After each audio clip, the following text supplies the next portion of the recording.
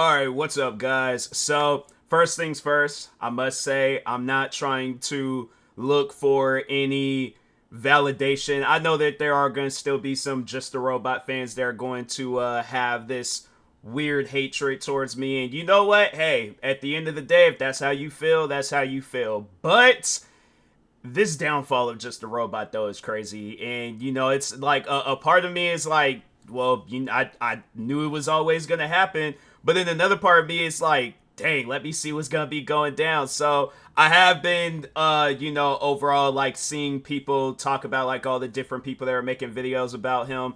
And, I seen this particular video and was like, nah, let me see what it's all about and things. So it is going to be a long video. That's why I'm really not trying to make this a long introduction. But, overall, let's go ahead and get to this video. Video is titled Freak Retrospective, the Just a Robot files, uploaded by Cope and Seath. I think that's how you pronounce their name. Regardless, they got 4,000 subscribers. If you guys haven't, make sure y'all go subscribe to them.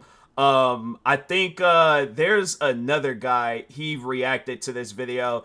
And I was kind of watching a little bit of it, but I was like, nah, let me check out this video for myself and things, give it more awareness and stuff. But I mean, there's a gang of videos being uploaded. I think the ones that a lot of people are paying attention to is the ones uploaded by Chud Logic, because he's the one, like, if you're wondering, like, wait a minute, like, because if you search up Just the Robot's name, I mean, there's a bunch of people uploading videos about him, but Chud Logic, I believe, is the one that started, like, pretty much this, like, cancellation party of Just a Robot. But anyways, now let's go ahead and get into this video. Make sure if you haven't, go subscribe to Cope and Seath. But anyways,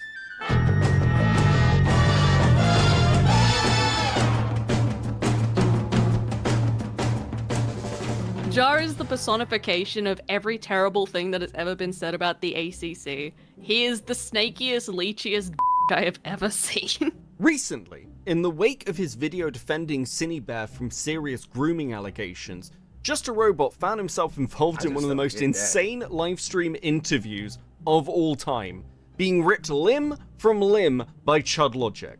Right, so you were trying to use my platform in order to spread your message under the auspices of, oh, I just want your feedback. That's extremely manipulative, and I'm amazed that you think I would fall for that. I'm astounded that you think you could pull a fast one on me like this. Well, I did want your feedback. Who are you kidding? Now, you might be misled into thinking that Jar is some sort of new kid on the block, but his history on the internet goes way, way back, and it's wrapped up in multiple dramas and controversies. In fact, drama and controversy may be the one consistent thing about the guy, because his earliest content was wrapped up in the anti-SJW skeptic community. And while I've held off on talking about Jar for a while now, there was one moment in the Chud Logic interview that really caught my interest. If I am in the wrong, I will happily take down my video. I've been lied about plenty of times, and I've always why is that, like... And see, that's the thing. That's just something where I feel like Just a Robot, what he fails at with being a content creator, it shouldn't take an audience to tell you that you're wrong. You should just know that from the jump of you recording the video. Why did you assume? And the crazy thing about it is that he did. I remember, because that was how the whole situation between me and him, how we got into our drama. I defended a YouTuber that was doing reaction videos, and how did that turn out? So I'm just saying, it's like, fam, it's one of those things where it's like, you shouldn't have to seek out validation from other people. You should just know that there's something wrong with you uploading a video defending because people are saying, like, one side of the internet saying the pedophile, another side of the internet saying the groomer. Regardless, this individual was having an inappropriate conversation with a minor. There's no defense for that. There's no defense for that at all. So it's like, yeah, it's still something where I'm like, I'm really trying to piece it together. Why would you do something like that? It's almost as if, like, you wanted your career to get canceled. But anyways. Back against people slandering and lying about me. I'm not fighting back this time, because I know, after chatting with you and watching through your video, that I am in the wrong here. Now, that claim, that Jar has been lied about and slandered over the years, is a really, really interesting one. Because his history is so messy and convoluted, there's no comprehensive timeline that really exists for Jar. So alternatively, it's one of those things where I can say for myself, like, when when the issues was really big with me and Just a Robot, I do remember in a video I did call him out for sending his fans after my channel, because for those, I guess, that are new to my channel and you don't really know of our history. So yeah, there was at a point in time where me and him was really getting into it. And then I think I offended him by saying that, you know, it's like, oh, he's just a bad YouTuber and stuff. So along those lines, it wasn't like word for word. But anyways, yeah, from like late 2016 all the way up until like almost mid 2020. Because I think it was like May. It was either April or May. It was between them 2 months where I was just getting nonstop hate from Just a Robot. I remember I said that in one of my videos, and then he responded to it and was all like, I had said that he sent his fans after me, because it's like, okay, think about it. You make a negative video about somebody. What do you think your fans are going to do after you made this negative video about somebody? I'm just saying, like, to just a big content creator, just put it to the test. Make a positive video about somebody, then don't just make a random negative video on a person that don't deserve it. But yeah, like, just make a video on somebody that's already going through some drama and make a negative video on them and just see how that works. Like, yeah, this you're gonna have fans where it's like you make a positive video, then they're gonna send love to that person. You make a negative video, then yeah, what my treatment, racist comments, my friends getting harassed. I'm saying it's like videos getting mass amounts of dislikes. It's like, yeah, that's usually what happens when you make a negative video about somebody. But anyways, interviewed many of the people who've interacted or had issues with Jar over the years, because I think the best way to show you who Jar is to show you who Jar is. I thought I was the only one, but no, it's a lot. Thoughts on Jar? Yeah, gay, autistic. The stuff that's recently occurred with Cinebear isn't an outlier, it's part of a much larger pattern for the way he behaves with other creators online and presents himself to an audience. So what we're going to do here today is look through many of his previous actions and build a profile of one of the most crazy internet autists I think currently exists on YouTube.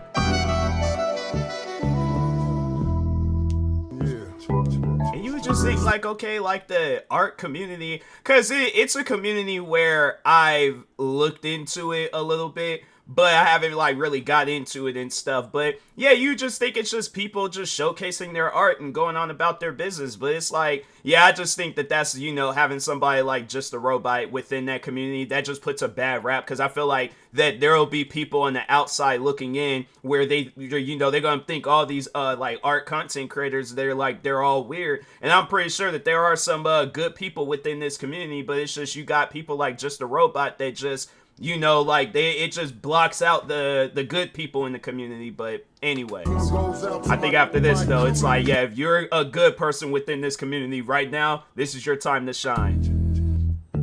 I think a good place to start with Jar is his professional victimhood, which is at such astonishing levels it beggars belief. I avoided talking about the ArtCC dramas because ArtCC people tend to be a bit backstabby. Interestingly, this is a sentiment he'd repeat to Cinebear in his recent and now deleted video where he goes to bat for her. That's why I hate ArtCC people. They're insanely backstabby.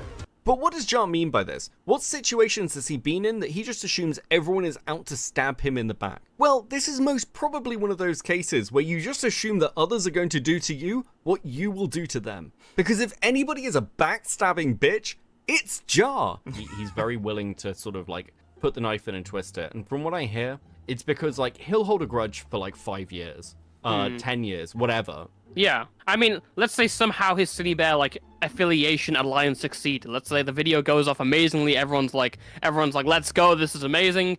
It's pretty likely that sometime in the future, when they have a falling out, Just a Robot would forget all of that and then completely turn on his previous position just to go at Cinebear for whatever reason. Like that seems to be like what he's done, and everyone just kind of skirt past it because everyone just thinks like, oh, he's just got the right opinion. Like it's fine. The video we're currently watching clips from is his one on Hopeless Peaches, and like many other dramas in the past, the minute Jar has an opportunity to take a shot at somebody, regardless on what terms he is on with them, he will take it. Which makes this next bit incredibly ironic. It doesn't matter how many times you shout them out, defend them in a drama, or anything else. To them, you're just another potential target for them to make a video on. So, I, unfortunately, had the displeasure of going through your Susie video today, because I had it beforehand.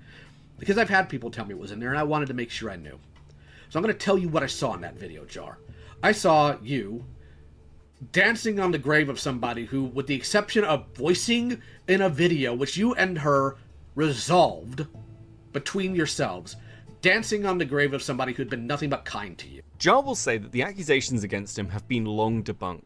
And while we'll look into why he's been able to make that claim, there's one particular accusation that I really want to hone in on because it deserves some analysis. Then to everybody... That's the thing with Just a Robot. It's like, and again, the validation stuff, he gets the validation from his fans pretty much. It's like, so let's say he assaults somebody, like he just randomly walks up to a person and punches them. It's not caught on camera, but this person is like showing like, or makes a video saying it. And then, yeah, so pretty much what Just a Robot would do is he'll wait for his fans to see how they react to the video and things. And if they hate on the person, then pretty much he's like, oh, all he has to say is, I didn't do it. It wasn't caught on camera. You don't have no proof. So accusation debunked. And then, yeah, pretty much his fans just echoes it out. And, yeah, they just don't overall, I guess, like, how can I put it in words? They pretty much just don't believe the person, even if the person, like, and let's say if they did have some like way of proving that he assaulted them, still it's like his fans are gonna be like, because no, even with me, it's like I proved that his fans are like, well, I ain't gonna say all of his fans, because there have been a lot of his fans that have been coming to my channel and being like, hey, you didn't deserve that crap. But anyways, I do remember at one point in time when the drama between me and him was really active, and his fans, they were just constantly leaving racist comments underneath my videos. And so I called him out about it. And then he's all like, oh, well, that's them. That's not me and the other fans. So therefore, accusation debunked. And it's like, fam, that person literally just said, you're the N-word. I'm a Just a Robot fan. What do you mean? Like, it's like, the thing is this. You might have not told them to go out and say some racist things, but you encouraged that crap. So, but... anyways, back to the in video. the Art CC. Guys, if your allegations about me being racist haven't worked the first 50 times, then they're not gonna work this time. Like, seriously, I have been called racist by the Art CC for doing an accent. At this point, things are just getting petty. At the risk of making Jar sound dangerously based, let's just say the racism accusations are more than just doing some voices. Now, while I don't personally care, I think that there is more than enough here that if you wanted to make that accusation, it is a reasonable one to make, and Jar getting so upset about it is absolutely insane. The only time I remember him saying it was when he said, say.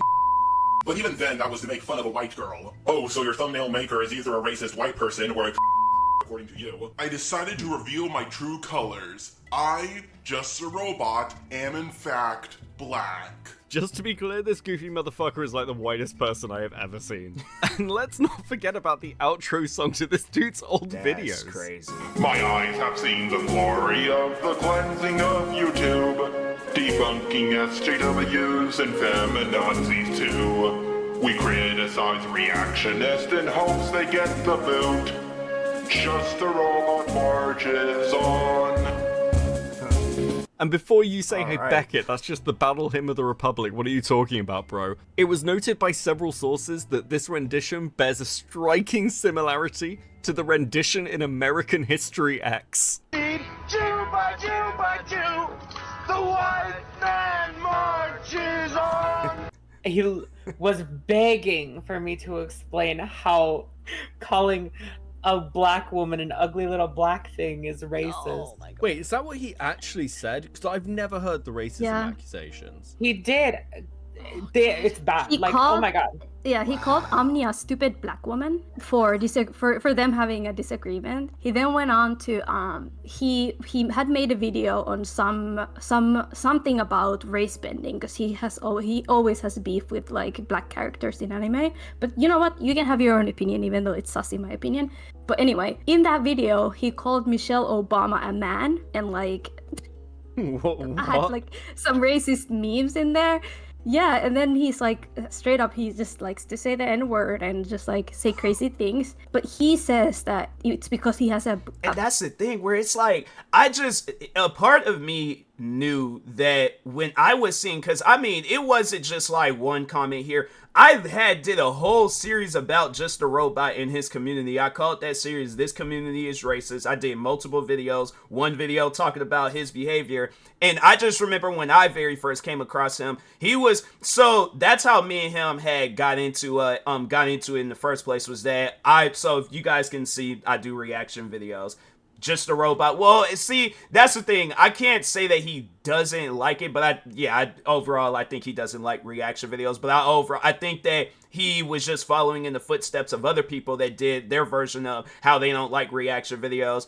But he was only, and that's the thing where it was like, I just remember saying that so many different times, and it was more so fueled by Just a Robot's videos, but I said it numerous times. I'm like, fam, there are white people that do reaction videos. What are you guys talking about? But no, that was like comments that I was getting from, well, it was just like, I'm not going to say from his fans, but it was like happening before his fans. But yeah, there were some of his fans was like, oh, that's all you black people are good for is stealing people's videos. And I'm thinking to myself, what are you talking about? And so, yeah, it's just, the thing is, when I did that series, I just remember how him and his fans was all like, we're not racist. I'm like, okay, so explain all these different comments that I'm getting. You know, it's stuff like that where I'm all like, you guys are literally saying the N-word. What do you mean that's not racist?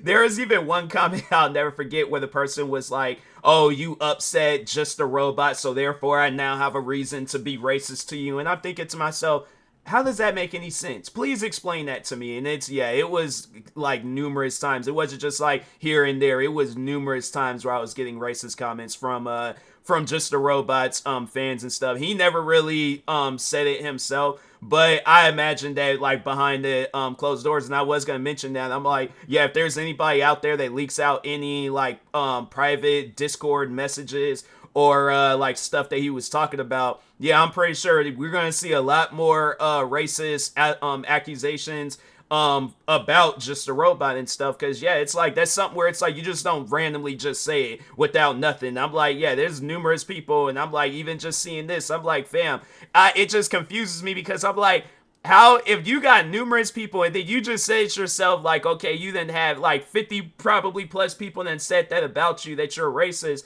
Why do you think they're saying that? What are you saying, or what are you fueling up that's giving people that reason to say that you're a racist? Like, there has to be something going on, but people ain't gonna just be saying that just to say that. So apparently his black roommate doesn't mind it, so And it's not even racist. And no, that's him and his well, all right, so again, not all of his fans, because some of them are jumping ship, but there are some of his fans where they're all like, oh well, because no, I just even remember the time where it was on Twitter where a guy was it was one of Just a Robot's fans where he called me a delusional monkey, and I'm like, fam, I know for a fact you're not gonna say that to a black person to their face. And he was like, why do you always assume that a black person is gonna get violent with me if I call them a monkey? And I'm like, because they are. And I seen that he lived in New York, so I was like, because he had it in his, I didn't like go and try to like hack him or anything, like he had it as his location thing on Twitter. So I was like, go to Harlem, go to Brooklyn, go to an area Bed-Stuy, go to an area where there's a lot of black people and you call them a delusional monkey. Just see how that interaction goes.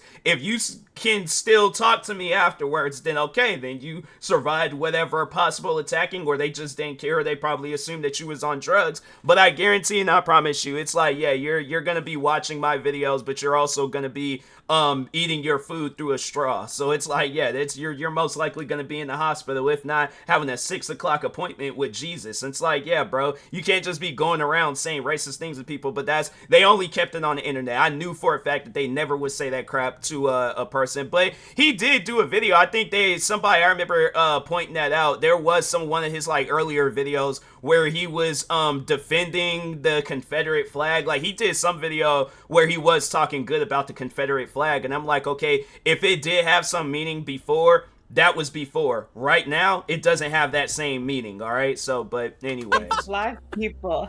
I've got a black friend. Literally. Yeah, he actually made a video. He said, I asked my black friend, that is his roommate, Professor Dreadlock.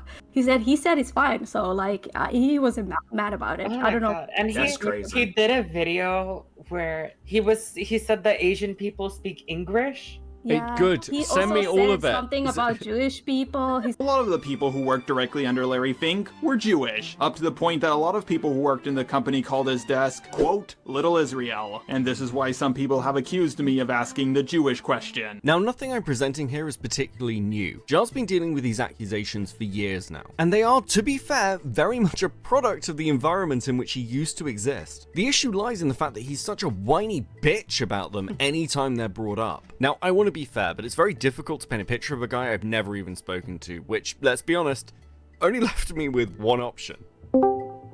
I'm interested as to why this bothers you so much, because, you know, I think those of us who've been around a while all have sort of our edgier elements.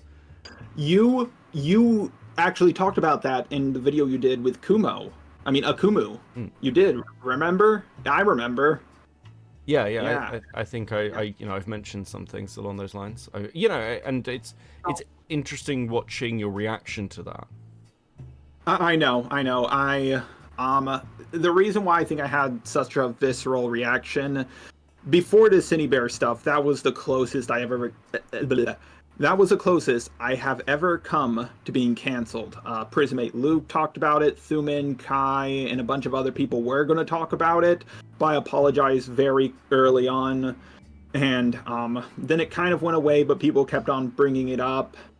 And like, I ain't never got no apology, and I'm not seeking out one, but I'm just, just saying, I'm like, yeah, I ain't never got no apology from him or his fans. Yeah, the fans that the fans that do apologize are usually the ones that never really said anything. They were just the ones that were just watching the videos and stuff, but they wasn't really interacting with the drama between me and Just a Robot. But yeah, I'll get apologies from them where they're all like, oh yeah, I was watching all that stuff when it went down and you didn't deserve any of that.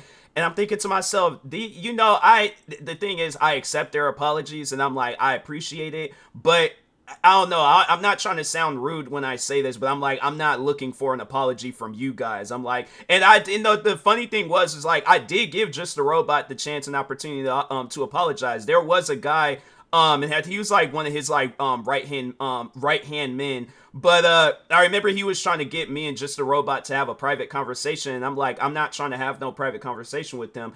If he wants to apologize, he can tweet it, he can make a video. The thing is this, he can even make the video and unlist it and just send it to me privately and just be all like, hey, I apologize. From there, it could have just been erased, wiped away, and I'm like, yeah, it's like I'm not going to bring up anything else regarding Just a Robot, but it was constantly time after time after time where either he was saying something about me or his fans was saying something about me.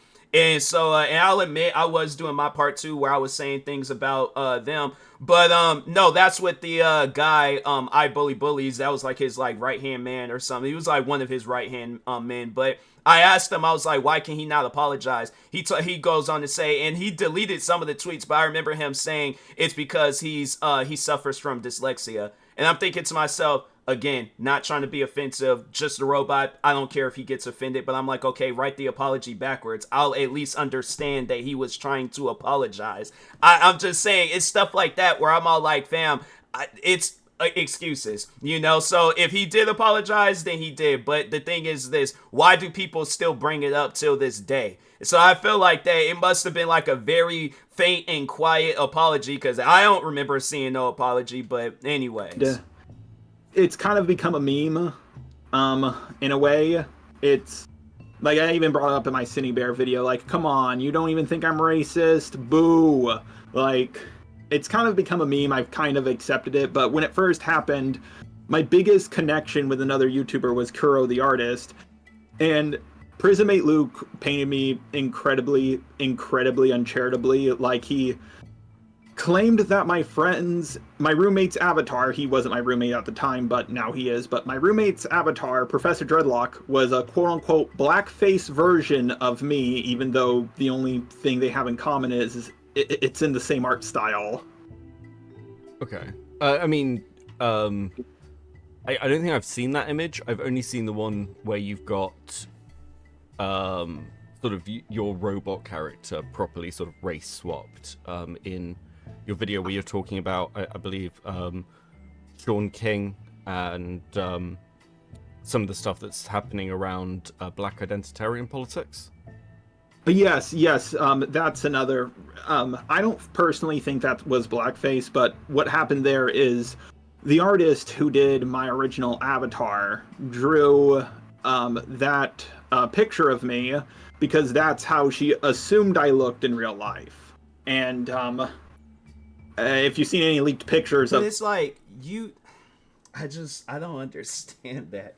It's like, okay, so before you even had that picture in your video, that's when you should have told your friend, hey, I'm white, by the way. And then from there, she could have erased that whole picture, or I don't know, like, or just like swapped out the brown paint, swiped it with some white paint, regardless of whatever. But I'm like, my thing is this: that clip of the or video, whichever, that could have been erased or not even used at all, and then you could have did the see. That's what I'm saying. It's like he's just coming up with excuses. He ain't trying to apologize. I'm like, you have your chance and opportunity to apologize right here, but it's like you didn't. You just said that you did. We're supposed to take your word for it. It's I ain't hearing that. me, I don't look a thing like that. I am aware of the leaked pictures. I will say I know that your sort of face isn't out there.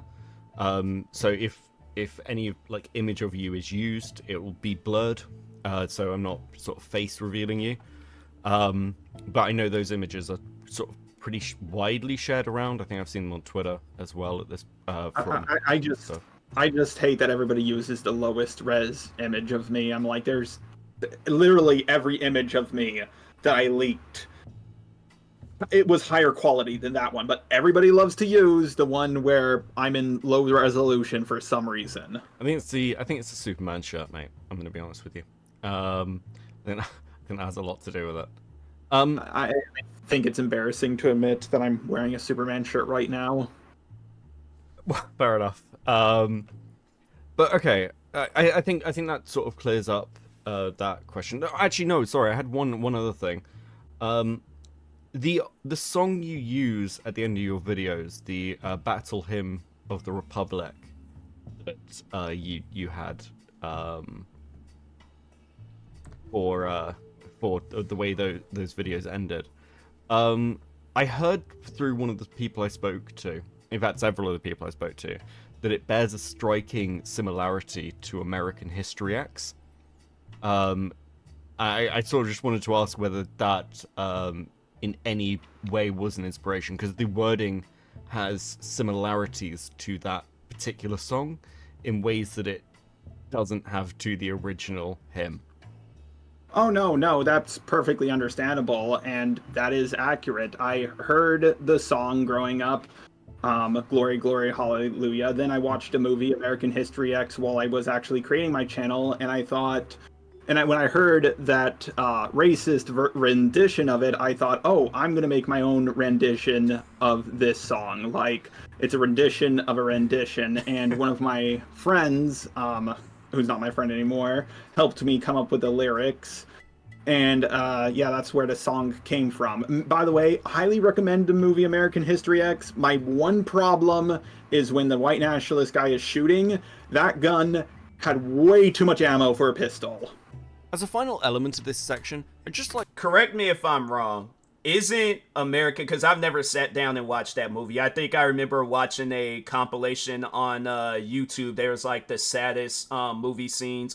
But isn't American History X the movie where it's... so I think it's the kid from Terminator... Or the guy from... Because he ain't no kid no more. But anyways, the guy from Terminator 2, the John Connor... And then I can't think of the other guy's name, but his John. Okay, I can't think of the guy's actual name, but John Connor.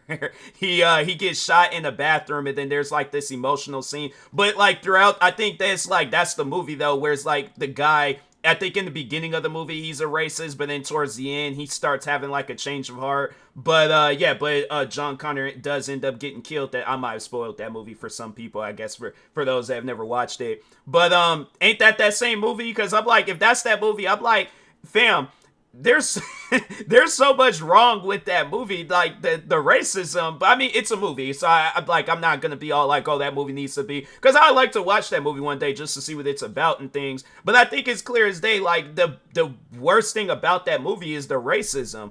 and you're out here worried about a gun having too much ammunition. That's what I'm saying. It's like he's trying to say it, but at the same time, I guess trying to hide it. But anyways, I'd like to hone in on the element of Jar making apologies, because in this regard, it can be difficult to take them at face value. Going to help me with my apology video.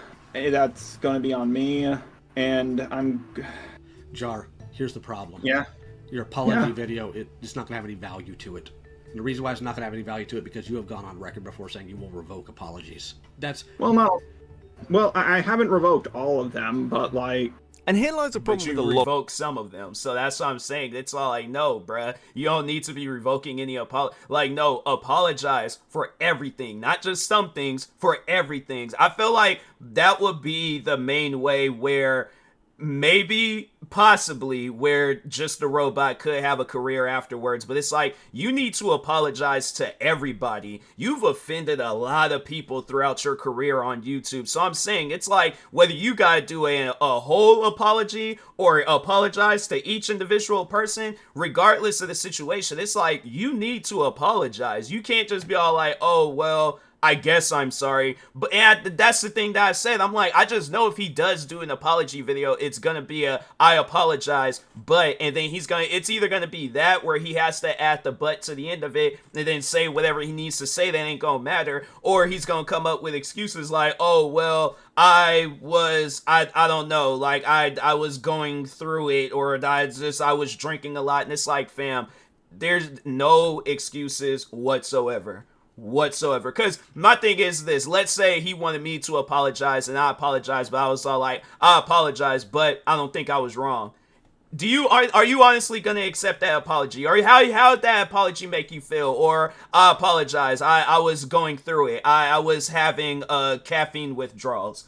And it's like, people are gonna be looking at me like, what are you talking about? So that's what I'm saying. It's like, fam, think of it, I guess, like how I could put it is, imagine there's a person out there that then did something to you, and they are supposed to apologize for whatever it was, but they just said something silly after the apology. Do you honestly think that's going to be a valid apology? So it's like, put yourself in their shoes and think, okay, maybe I need to go about the apology video, post, whatever you need to do, but it's like, it can't be some like backhanded apology. You got to apologize, but actually mean it, all right? But anyways, A lot of the stuff with Jar. The dude has no spine and no conviction. However, I do have to thank Jar for one thing, because if I continue playing the clip that set up the racism segment, it brings us nicely onto our next section. Try calling me sexist next time. At least there's plenty of evidence for that allegation. yes.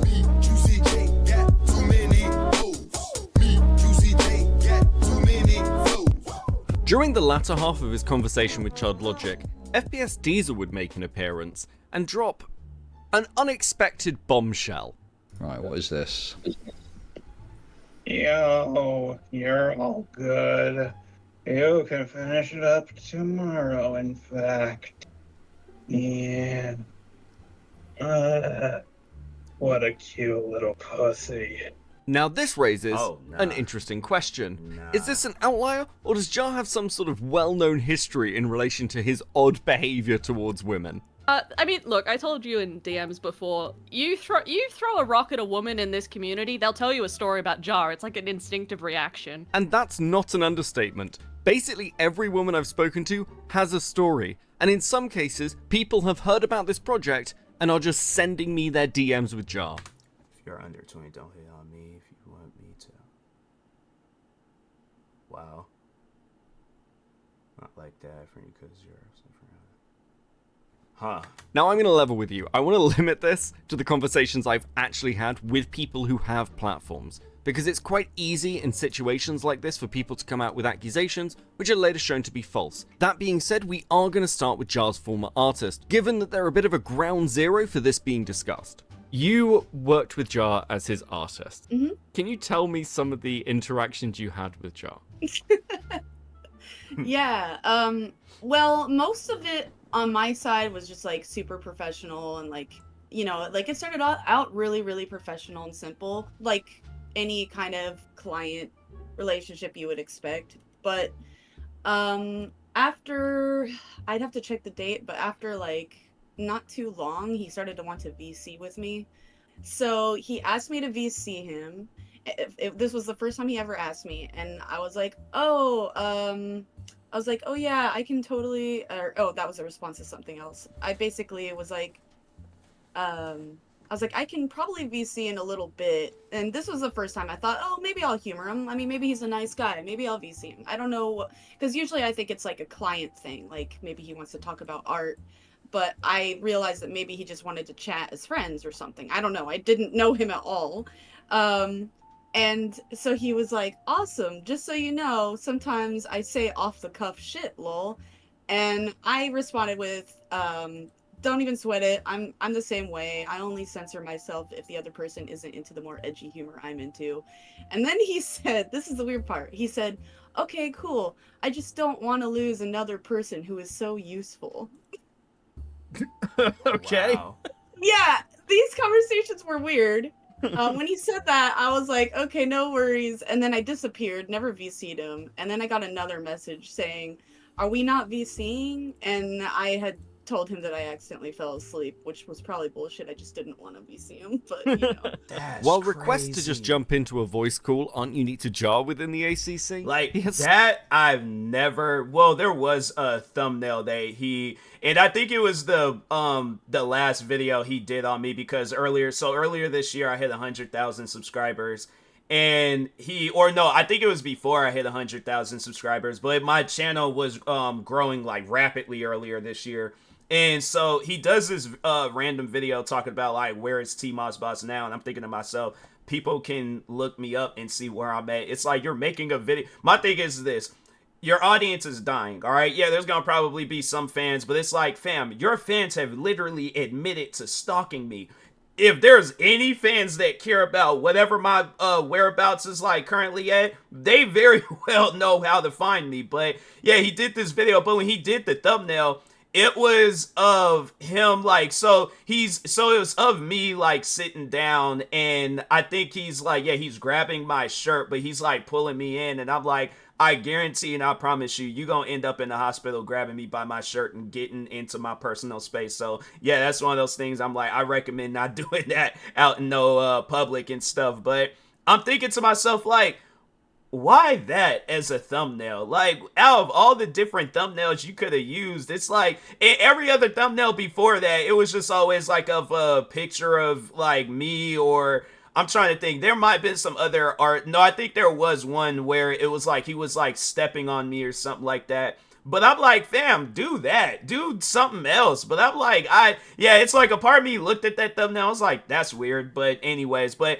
this I haven't really heard too much about. Like, I think the one and only time where I did hear of Just a Robot saying something crazy along these lines was, I think it was a few years back where he was it was either like 2 or 3 years back where he was being accused of talking to a minor in an inappropriate way. So, but I think, I don't know, some people were saying that it was like Photoshop, like, because there was some screenshots that had came out. People were saying that it was Photoshop, and then it was like kind of quiet where there were other people saying like, nah, this is like a normal-ish behavior with Just a Robot. But yeah, it was like, me personally, a part of me kind of just knew like something is weird going on behind closed doors and stuff. But yeah, like I said though, he did not too long ago.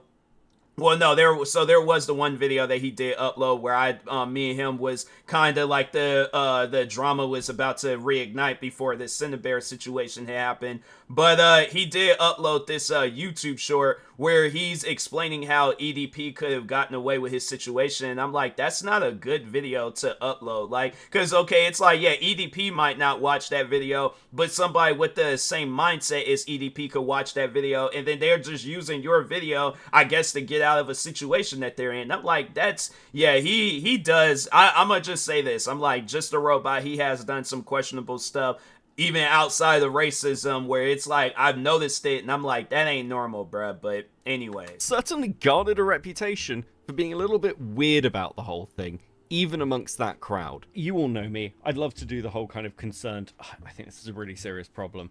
It's also just fucking hilarious. You said this to me before, that basically my surprise was surprising, because I kind of forget not everyone is just kind of used to it. Jar asking about women's pussies is nothing new. He did it all the time when we would VC. Like, oh god, back when Peaches was still around, he used to ask us all sorts of inappropriate shit, and people kind of just rolled their eyes, and it was like, it's just Jar. He's too stupid to be a problem, so like, just roll with the punches. I mean, look, Jar crying to get in VCs with people is really common. The cock joke is really common. What do you mean asking about? Oh, what do you mean by crying to get into VCs with people? When well, I mean, my first ever interaction with Jar, the first time he ever DM'd me, he was like, hey, can you get into VC? I'm really sad and want to talk to someone. And I was like, what? What? I'm like, sir. And of course, this was, God, how many years ago was this now? I had forgotten about this exchange. I only remember, I just saw it because I went back into my DMs to find the other stuff. And this is also mentioned in the conversations I had with long-standing member of the community, Sunny. But what we need is almost a case study of a particular instance where Jar's behavior is fully on display. Fortunately, one exists. Let's talk about VidCon. Now, to provide you a bit of forewarning, the stories I'm about to tell you about VidCon 2023 are quite autistic. Allow me, though, to set the scene for you. A few days prior to the event, Jar would release a thumbnail for his upcoming Spoctor video, which included a reference to EDP. Even with the allegations against Spoctor, some people felt this went a bit far. One of whom was Mally. I had seen that, and I replied to his thumbnail thing on Twitter being like, hey, this is fucking dumb, don't imply someone is, you know, as bad as EDP when they're not. The fallout from this thumbnail was actually pretty significant, and it's become its own little bit of Jar lore within the art commentary community. It actually even ended his friendship with another creator who goes by Harley. But personally, I think the far more interesting story is the fallout that occurred during VidCon. It seems that Jar was very keen to meet up with other creators and have a conversation during the convention, with Mally bearing the brunt of his attentions. The DMs she would receive over the next couple of days are incredibly fucking weird. I don't want to read them in full, but I will give you a solid summary. Jar begins by making it clear his intentions are to talk about the current drama. Mally is not very receptive to that. However, when she refuses a VC, Jar makes the very sensible move of suggesting they meet up for drinks and then possibly going to his hotel room. He does phrase this as a joke, but it is incredibly sexually aggressive nonetheless. After this, a few days would pass, and Jar's pleas for meeting up become even more desperate, at one point saying he wouldn't threaten or berate her for not getting in a VC with him. Part of the problem here is that Jar's interactions seem to be largely like this with anyone he's having drama with. In fact, Mally would receive DMs later on in October referencing this drama. Now, we'll come back to Jar's intimidation tactics and how incredibly fucking vindictive he can be in a later section, but I wanted to highlight here how long-running this drama was over what was essentially a single tweet. There's no way to describe this without it sounding uncharitable. Like, people describe this as he couldn't take no for an answer, which is just what happened, but that sounds like really sexual, and that's not what it was. I don't think. But yeah, he was kind of like just hunting for us at VidCon. We did the girly thing. It's like we have the protection squad, so if someone spotted like anything Jar adjacent, they sent a group message being like, stay indoors. Now, Mally wouldn't be the only person to have... That is some... Like, fam, he is sick. And I'm like, no, you need to seek out professional help. Like, I would say that to him because it's like, yeah, just based on your behavior or your interactions with me, I'm like, yeah, you just need professional help. But I'm like, yeah, he's just probably some, like, over-the-top hater and things. I didn't realize it was this bad. Like, because I felt like with me, it's like, I only seen the stuff that involved me. I'm like, so yeah, he uploaded a video about me. His fans would like, rush the comments and be like, oh yeah, it's like just a robot said this. And he uploaded a video and all this other crap.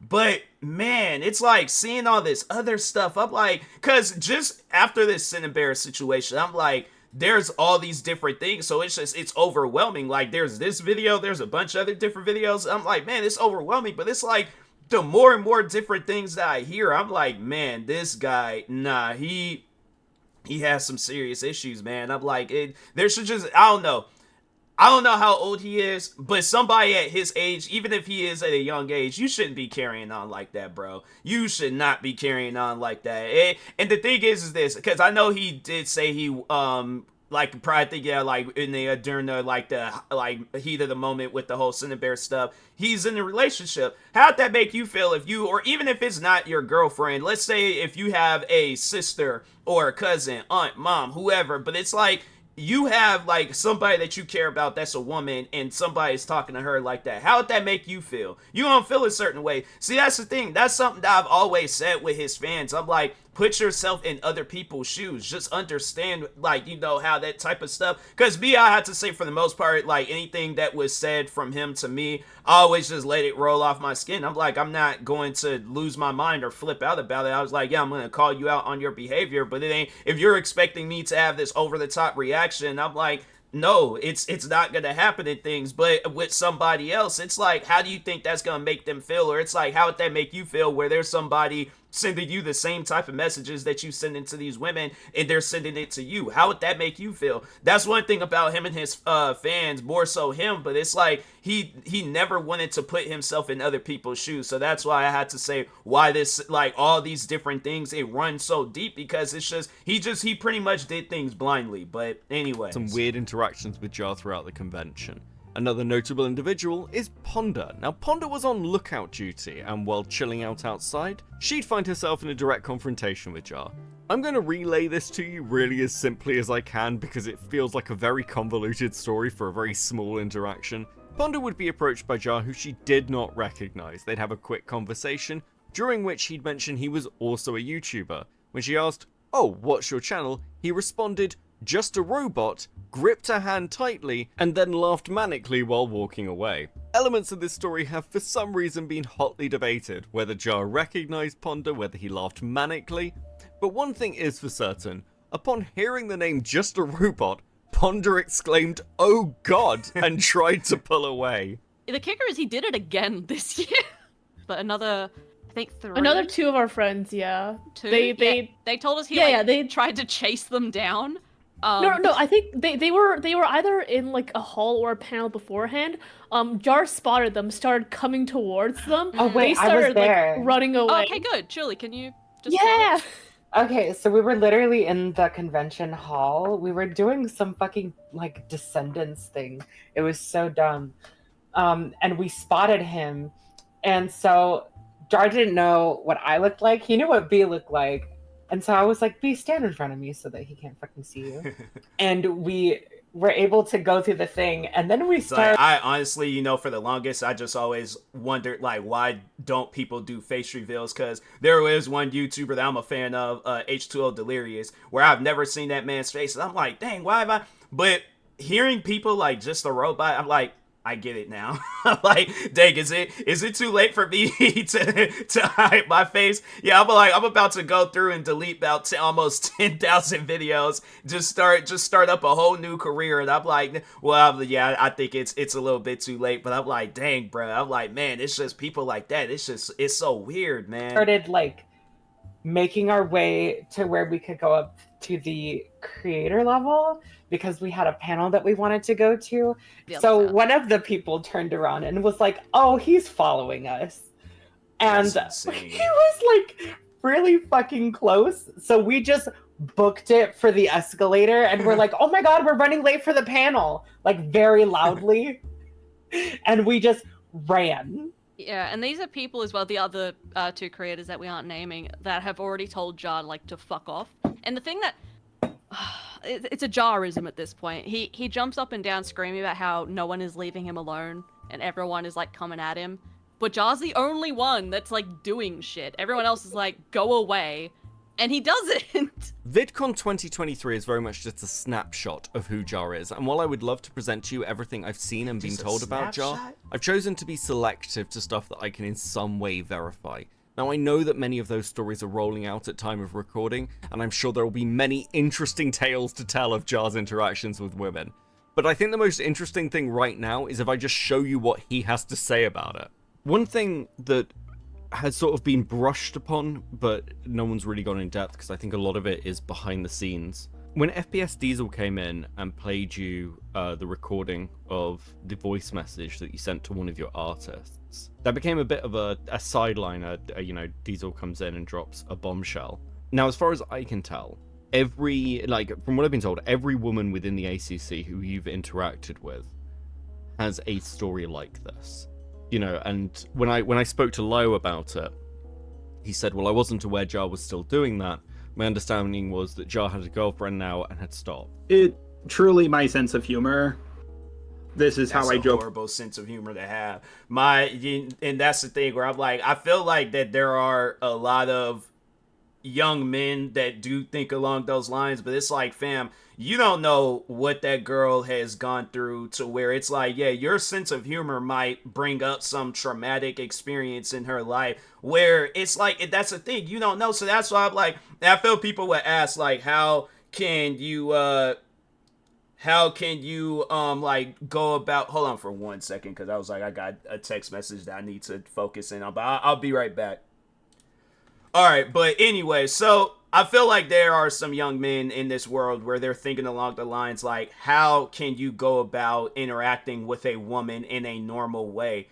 The thing is this, you can't assume that whatever your sense of humor is, she's gonna be like into like the same sense of humor unless she's told you and she's interacted with you in that same way. That's the thing. And I'm like, fam, and you can ask anybody. I'm like, when I meet people for the first time, I'm quiet. I'm not really all that talkative. As the time goes on, then I'm like, okay, let's start breaking some barriers. Let's start, but the thing is like, I don't be like, oh, let me say something crazy that can possibly get me canceled. I'm like, nah, I'm like, tell me about your life. I'm like, just overall a normal conversation where it's like, I'm trying to gain a friendship from this person. I'm not trying to, I guess, I don't know. I don't know what he's overall saying. Well, I feel like we all kind of know. I ain't really trying to say it, but at the same time, it's like, yeah, it's like what he's seeking from women. It's like, fam, you can't treat every woman like that. I'm like, unless that's what that woman wants,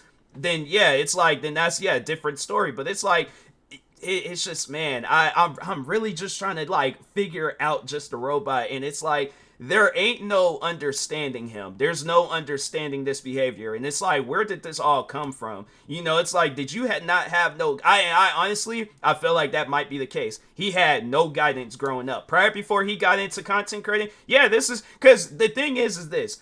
Just imagine the amount of people that have stories about just a robot that don't really know about him. Like, there's like... Because I feel like we gotta like ask people that went to school with him, like, how was he? Because I feel like, fam, it's gonna definitely be some horror stories, but yeah, it's just, you can't act like that with women and then think it's gonna be okay at the end of the day. So that's what I'm like, with me, you catch me at one of these VidCon events, I'm probably just gonna be like, okay, just walk around.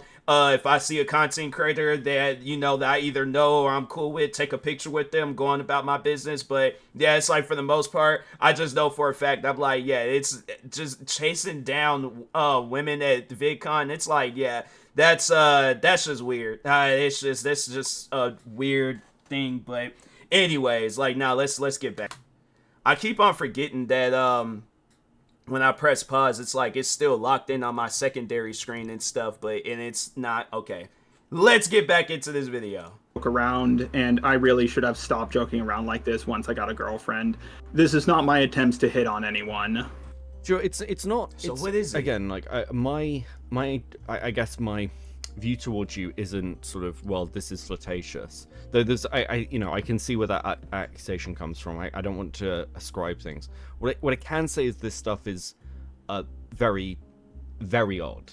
I mean, the let's talk about VidCon, because I've seen DM messages from you to Mally, and I've heard the stories of you sort of trying to find the girls at VidCon, and your interactions with Ponder. I mean, do you recognize these as sort of quite abnormal things to do? Well, at first I wanted to meet up with Mal, and the others because I've interacted with them for so long. And then Mal just was like, I don't want to see you, and I wasn't looking for them. Like, I wasn't looking for Mal or the others. Like, I swear, first person I saw at VidCon was Harley. I think they were in a CVS pharmacy with possibly the right opinion. My roommate can confirm this for me. My roommate can, and I was just like, I don't want to interact with Harley. Like, Harley and the others are upset with me. I don't want to interact with them right now. And as for the thing at VidCon with Ponder, do you want to give me your version of that? Because yeah, the so- version I've heard is you sort of approaching her and shaking her hand, telling her who you were, and then laughing manically while walking away. Okay, yeah, I get that. So what actually happened was I sat down to eat some ice cream, and then I heard Ponder's voice, and I looked to my left, and I noticed, that person looks like Ponder. And then I read the name tag, and I was like, oh my god, this is Ponder. So I said, oh, are you Ponder Sprocket? She gave me a sticker. I shook her hand. I said, I'm also a YouTuber. And she says, oh, who? And I said, just a robot. She yelled out, oh my god. And I immediately let go of her hand. She says I squeezed it, but I distinctly remember letting go, like just letting go immediately because I didn't want it to linger. And then I walked away.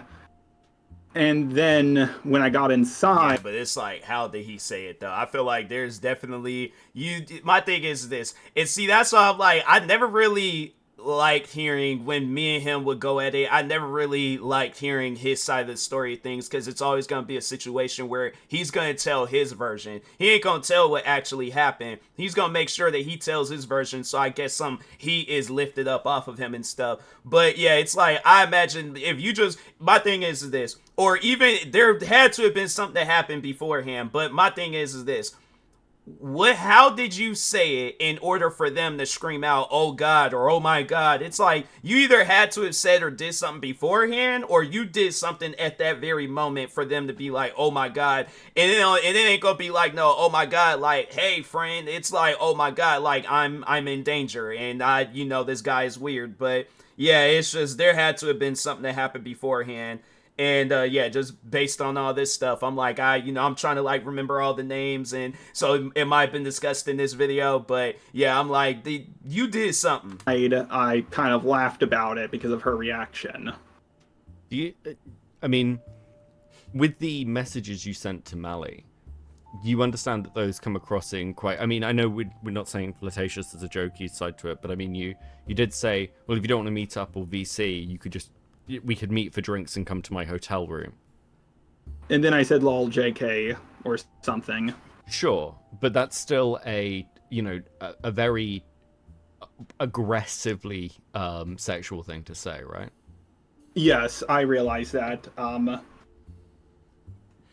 I know I need to stop this. I've been given warnings about it. It's just now finally catching up to me, but this is something that is... And it's like, the thing is this, if all the stuff, like, let's say, like all the things that Just the Robot's been, like, canceled for and stuff, let's say it's never happened, nobody ever made videos about him, nobody ever really came out and talked about him, he'd still be doing this stuff till this day. That's the thing about people. It's like, they don't stop unless they get backed into a corner. So that's why I'm like, yeah, to me, it's like, it's something where I'm like, he could try to like sugarcoat it or make it seem like that, I'm trying to be a changed person. But I guarantee and I promise you, if he had the opportunity to do all this stuff all over again, he very well would. This is one of my biggest character flaws, and it's always been my style of humor, and I don't know how... I'm going to try to get better, but sometimes I think, can I even do that? Because, I mean, again, looking at even, like, minor players like Sunny, you posed, I believe, her to voice a character, a mouse that would be in love with you for your videos. No. Okay. Wait, okay. I don't think her character was supposed to be in love with me. There was just... Okay, so... You know how... What was it? Resident Evil 4, I believe? How there was this, like, mouse... Like, people were memeing that, like, the president's daughter was, like, this mouse version of herself. Sure. Yeah, and, I've never played Resident Evil 4. I do not know if her and Leon get into a relationship, but the mouse was supposed to say things like, "Cheese whiz, Mr. Jar," and stuff like that. And then she told me she didn't want to do that, and I assumed it was because of the cheese whiz part, but later she explained to me that she's from Wales, and Mr. Implies a form of like authority over someone, and I had no idea about that. That's not a thing as far as I'm aware in the States. Mr. is just like what you call an adult male where I'm from. Okay, that again clears up. You know, and again, I know the artist in question, who you sent those voice messages to. Oh, who is it? So because I made a mistake. I thought it was the one who made the thumbnail for the Cine video, because I couldn't even remember. But which artist was it? I'm just gonna leave that anonymous if that's all right. But you know, because from my perspective, this didn't come as a, you know, I'd heard some of these stories beforehand of sort of odd interactions. So it seems like, you know, if it's like done amongst close friends, you can kind of go, that's understandable. But this seems to be just your interactions generally are quite odd. Yeah. Overall, yeah. You know. No, it's a good thing he kept whoever it was anonymous, because I just based on his past behavior, yeah, I feel like that whoever that person is, they would have got a they probably, it might not been what everybody else went through, but I feel like it would have been like a slight taste of what everybody else done went through dealing with just a robot. But anyway, I want to make this clear. I'm not using this as an excuse, but just as an explanation. I'm not saying this completely means what I'm doing is okay. But not only do I have autism and dyslexia, so communication between people, especially through text, is horrible. But on top of that, I was pretty much homeschooled all my life, so I didn't really get to interact with people. And I've actually lost jobs because of this, making jokes like this. Sometime and after a while, I started avoiding female coworkers, and then I started avoiding coworkers altogether, because I was just like, "What's wrong with me? What am I doing wrong?"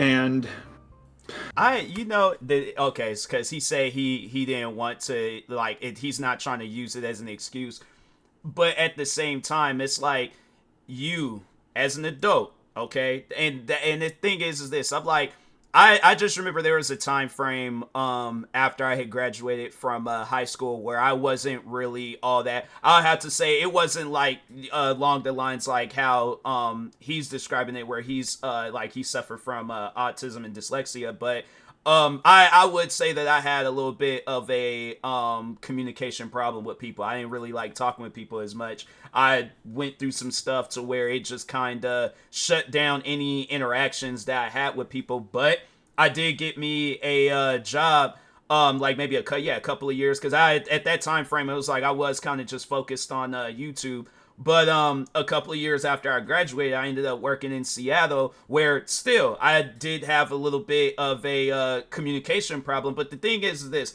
is what I did.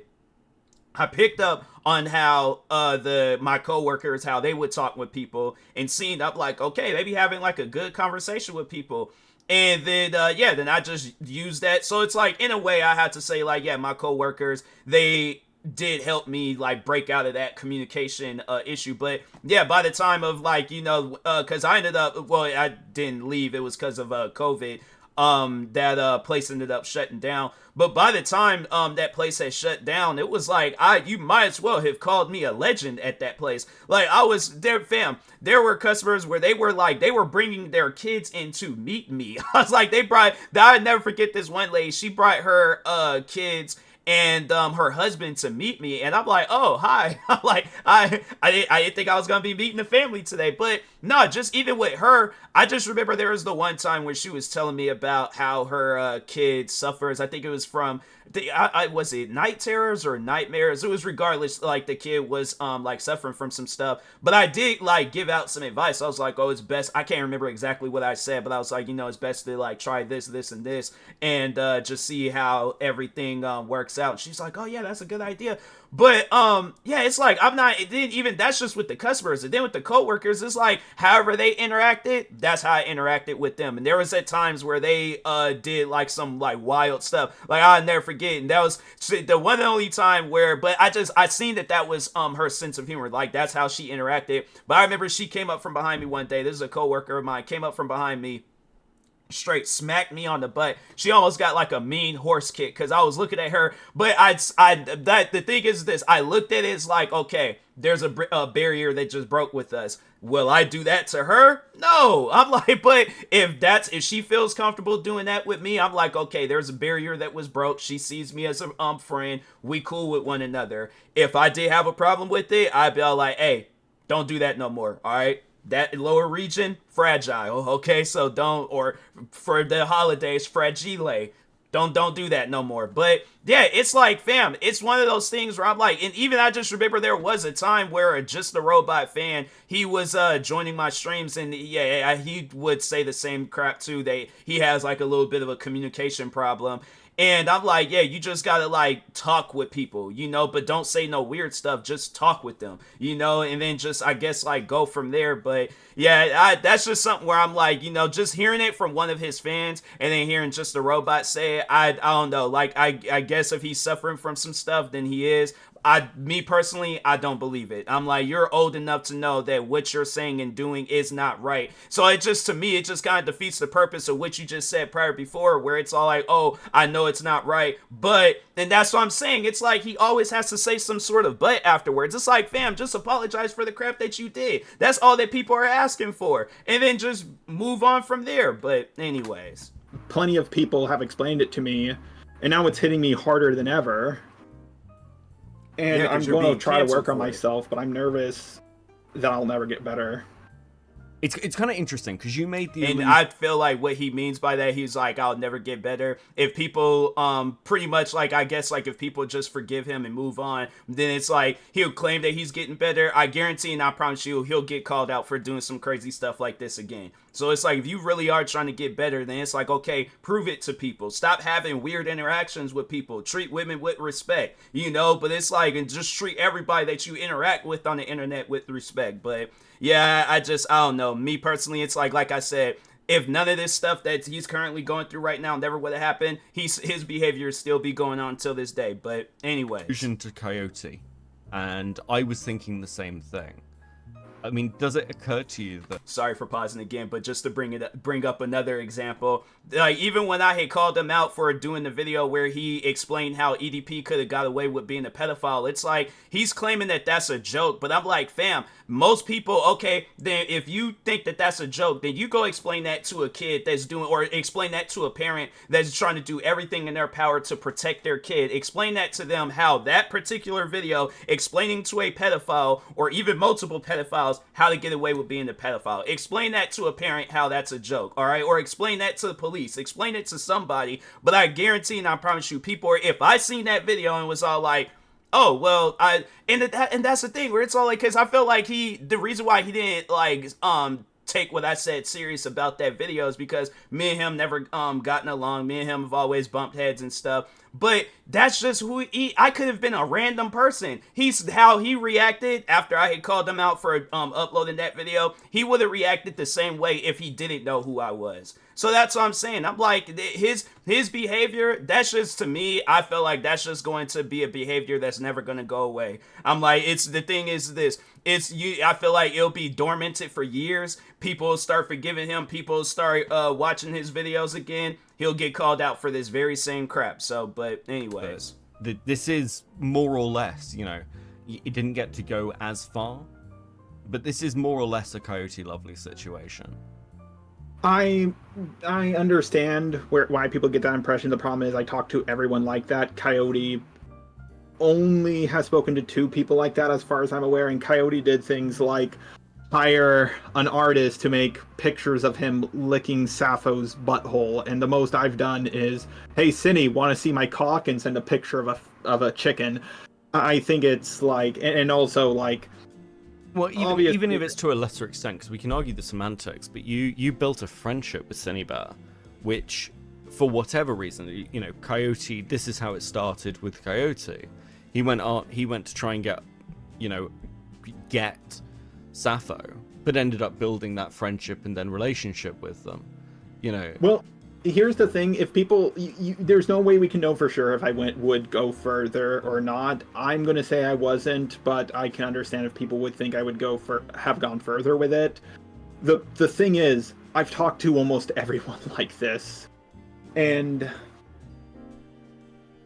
I need to stop it. It's an issue I have. Thank God I'm not doing it with you right now. Because I know I need to avoid that. I'm not saying, here's my cock and sending you hey, wanted to see a dick pic and I send you a picture of Dick Grayson. I want to keep the theme of Jar's interactions with people, but shift gears a little bit. These people disgust me. They don't care if what they did was wrong, they just care if they were caught. Also, I'm going to try and reach out to Chud Logic. Ooh, I remember liking his stream. I think with his help, along with the recording... You little fucking bitch! You little wretch! Is that what you thought, was it? It may come as absolutely no surprise to you that that's exactly what Jar thought. Now, you may have noticed a little subscriber count number popping up when anybody's speaking, and that's because I wanted to give you an insight into how Jar sees the world.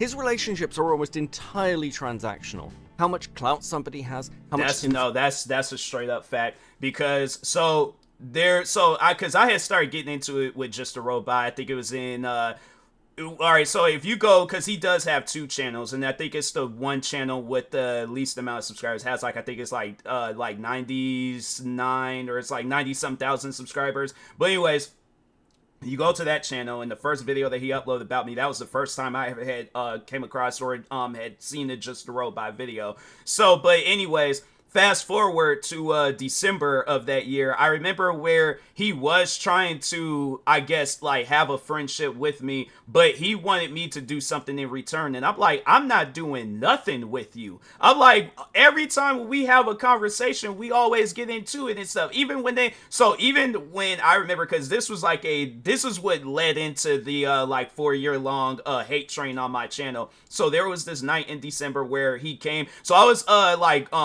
getting into it with another content creator. Just a Robot decided to chime in, and he just started like randomly roasting my channel and stuff. And I'm asking him, what do you want? Like, why are you here? Like, nobody didn't mention your name.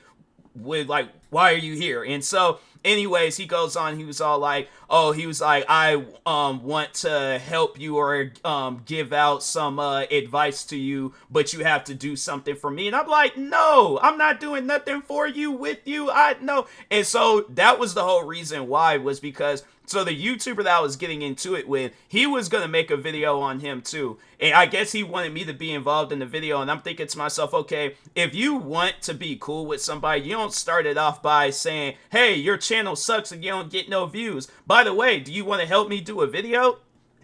Like, come on, bro. It's one of those things where it's like, man, it's just, yeah, maybe he does have something going on upstairs, but yeah, it's just one of those things where I'm like, nah, it don't work like that. You know, it's like, I find that very odd, you know, but anyways. Influence they can hold, whether they can be of benefit to him, are the key things that he is thinking about. And when you fall from grace, you are of no use to him anymore. But I also can't get help from people like Lio, Peaches, and Doodle Tones. The last 2 left YouTube, and Lio's reputation is in the dirt. I've been there for you. I've done it for years now. You didn't even have the decency to come to me about this because I was, and I quote, canceled, which means somehow my information means nothing. That is not treating me like a friend, Jar. That's treating me like an asset. But I don't want to give you the impression this is the way Jar works only with larger content creators, as though he has the intelligence to be that tactical. In the current drama involving Cinebear, he begged a tiny content creator, Romantic Goblin, to come and fight in his comments section with people who disagreed with him. And because Jar's only concern is whether you can be of use to him, it means he has basically no moral standards for the things he talks about. Now, I don't want to get into the whole Spoctor drama because that's a whole nother rabbit hole, but Spoctor was somebody who they basically had banged to rights as being in possession of illicit images of a minor. So you'd think Jar would have issues with this even years later, but in his interview with Cinebear, he makes the following statements. Don't fuck up like Spoctor and Peaches did. Like, here's the thing. When it comes to the Spoctor situation, the dude got canceled for being a pussy. Like, if I was in that same situation as him, I would have been like, oh yeah, I stumbled upon it, looked through all the multiple folders I had on it, saw the 13-year-old nudes, freaked out, ripped it out, stomped on it, and flushed it down my toilet. I'm not a predator, I just held on to those nudes in deep within folders, and that's what happened to me. Oh well, guess I'll keep uploading like I normally did. Now, I have been made aware of multiple images and instances where Jar has in some way downplayed relationships between adults and minors. However, from what I've seen at time of recording, I don't think Jar is running these plays and defenses because he in some way has some skeletons in his closet. I think he was probably just going along with the common consensus, and for those of you aware of the Fruitcake server leaks and the Toby drama, he wasn't the only one. Though it is worth highlighting that if Jar has friends who have done serious things wrong, whether it be Cinny or Spockter, who bear some striking similarities, he will defend them because what's important to Jar is that his friends are useful, that his friends owe him, and ultimately that he is getting validation for the takes he gives. And please note that I'm saying takes he gives, not his takes, because Jar doesn't have any fucking opinions of his own.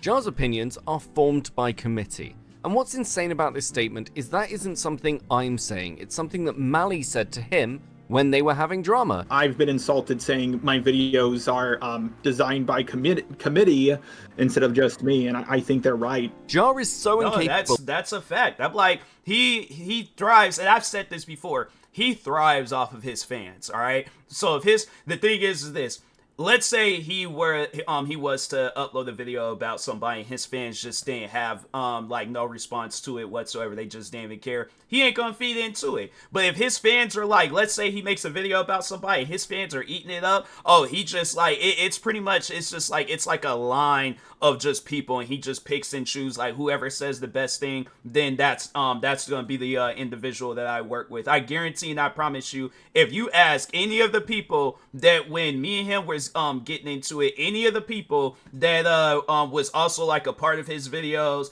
or was just or like just I guess like being a bigger hater than everybody else in my comment sections, ask them how did Just a Robot and their interactions, like how did it all start off, like how did you guys meet, or more so it's like what was that first conversation like. But I guarantee and I promise you it was all like, oh, you're the best one in the whole line, come over here, get on my channel and help me work on this video about whoever and things. But anyway, of having opinions of his own, he has to take criticism from years ago and rephrase it as self-reflection. I know this is going to sound petty as hell to some of you, but it really is a perfect example of what Jar does. The reason that Just a Robot has been involved in so many fucking dramas is because as a drama is nearing its end, what Jar will do is jump in, waving his banner saying, "Don't worry guys, Just a Robot's here," when the battle is already won. And the only way Jar has been able to continue this grift is by parroting the takes that have already won the day. Which is exactly what happened in the Cinebear drama, by the way. Just a Robot saw Chud Logic covering it and laughing at Birdie and assumed that meant public opinion was turning. And then he just simply stole Kumu's opinions. Unfortunately for him, Kumu's opinions on the topic were fucking retarded. And if it sounds like I'm losing my mind, it's because after hours of looking through this guy's history, it is infuriating how often this has happened. And by the way, just before you think I'm some sort of conspiracy theorist, I'm not the only one who's noticed this. Jar to me has always kind of been like a snake in the grass. I think that's the best way to describe him. He comes around only when like all the situations are over, and he tries to act as if he was like the voice all along that people should have listened to. He has this I feel like he has this sort of like hero complex in a way when he makes his videos. And the reality is that he just kind of he looks to an opinion that he can repeat that's the prevailing one. And then I feel like he can just kind of goes with the flow of the community, and that's how he's been able to just kind of get away with being this like the thing is this, like with that 4-year-long drama that was going on between me and Just a Robot, his fans did more work than he did. All he just did was upload a video just saying some crap about me, but yeah, his fans, they were the real workers. So it's like, if I had to describe it, it's pretty much like it's like a job, and then you got like the hard workers where it's like, yeah, you got the supervisor, which is like somebody like his right hand man or something, and then you just got like the regular workers, but he's the boss, he's the manager, and he just pretty much just like tells them to go out, do this, they go out and do it, however they do it, that's just their choice of like I guess whatever it is that they're doing. But yeah, it's like he never really put in no real work. It was just always one of those things where it's like, hey, go do this, and I'm just gonna stand here and watch. And he's like, I'm gonna make it look like I'm working. Yeah, because the thing, it's funny. He reminds me a lot of like my old manager at my the cafe that I used to work at in Seattle, where he would make it seem like that he'll be doing stuff. So like how my old manager, he'll so if he knows like the higher ups are coming through, then he'll just kind of like pick up some crumbs here and there. But meanwhile, we were the ones that swept, wiped the counters, cleaned the windows, wiped down the tables. It's like, yeah, everybody else is doing the hard work and stuff. And I think the higher ups, they did see that, and there's like, because I don't know how many times they just walk right past them and compliment me. So but yeah, it's like he doesn't do no real work. It's just like the fans do most of the stuff, and then he's just he does like one. So like, all right, I guess another way of putting it, he does 1% of the work. His fans do the other 99%. Fucking idiots, you know. I guess I wonder, looking at this, when you've got a decently sized platform where your job on the internet is to commentate on things, where you're sort of saying to me, well, yes, I commentate on things, but I'm not actually sure I have any actual opinions, which is, a bit of an odd juxtaposition. I do have opinions. I do. It's just, I want my opinion to be right. Well, I guess everybody does to a certain extent. It's just... No, he said it right the first time. It's either his opinion or no opinion at all. Sometimes I'm trying to... The problem with one of my biggest problems is I'm trying to seem like a very good version of myself to both sides or all sides, and I've been trying to strike that balance, and I can't, and now I have to realize who am I. And a lot of people have noticed I've flip-flopped to being more progressive and trying to work on pronouns to being more edgy, and I keep going back and forth. I'm like, I don't know what I prefer. I don't know what I want. Before we move on, I want to get to why Jar has survived so long. It's just, when you constantly win, like I have... Now, this might seem like a slightly odd statement given what we've seen recently, but I promise you... And it's like, the only reason why he would say that is because his fans are the ones that's telling him. It's like they're just being... So I guess like for the well, no, I feel like that would have been a bad example, but anyways, no, because I was getting ready to say like like for any wrestling fans out there, he looks at I feel like if I could use wrestling terms, he's looking at himself as like Paul Heyman and Brock Lesnar or Roman Reigns. I know there might be some wrestling fans that might not like Brock Lesnar right now, but he looks at himself as both Paul Heyman and Roman Reigns, and it's like, fam, you're not even the ref. You're not even the fan in the crowd. I don't know what exactly you are, but your fans, they're the real Paul Heymans and Roman Reigns. They're the ones that's actually putting in work. But no, he just has like I guess like going back to the original, it's like he looks at himself as like the Paul Heyman, where it's like he's the voice and he's like he's right. How, like, I don't know, like, I was getting ready to put it in a way, but it slipped my mind. But yeah, it's like, it's one of those things where it's like, nah, bro, you just, like, I don't know, I kind of got like a little side distracted because I was trying to like think of another way of putting it. But yeah, it's just, nah, you know that you're not right, but it's like you want to say that you're right. And it's like, just because you got fans blowing smoke up you, it's like, fam, that don't mean nothing. That's why I had to say like why I just pretty much exited out of the drama that we had going on, because I realized that at the end of the day, it was only his fans that were having like any say so in it. And I'm like, okay, well, it ain't the rest of the internet, so I think I can still manage, to have like a content creating career. I'm like, I'm not gonna let them slow me down or stop me. So yeah, I just exited out, focused on myself. And I'm like, I think anybody that has any issues with Just a Robot, and you're like, you feel that it's like you're caught in the mix of it, understand this, it's only his fans, it ain't the rest of the internet. You very well can move on, but anyways. There is actually an explanation, and it's highlighted in the recent call Kumu had with Cinebat.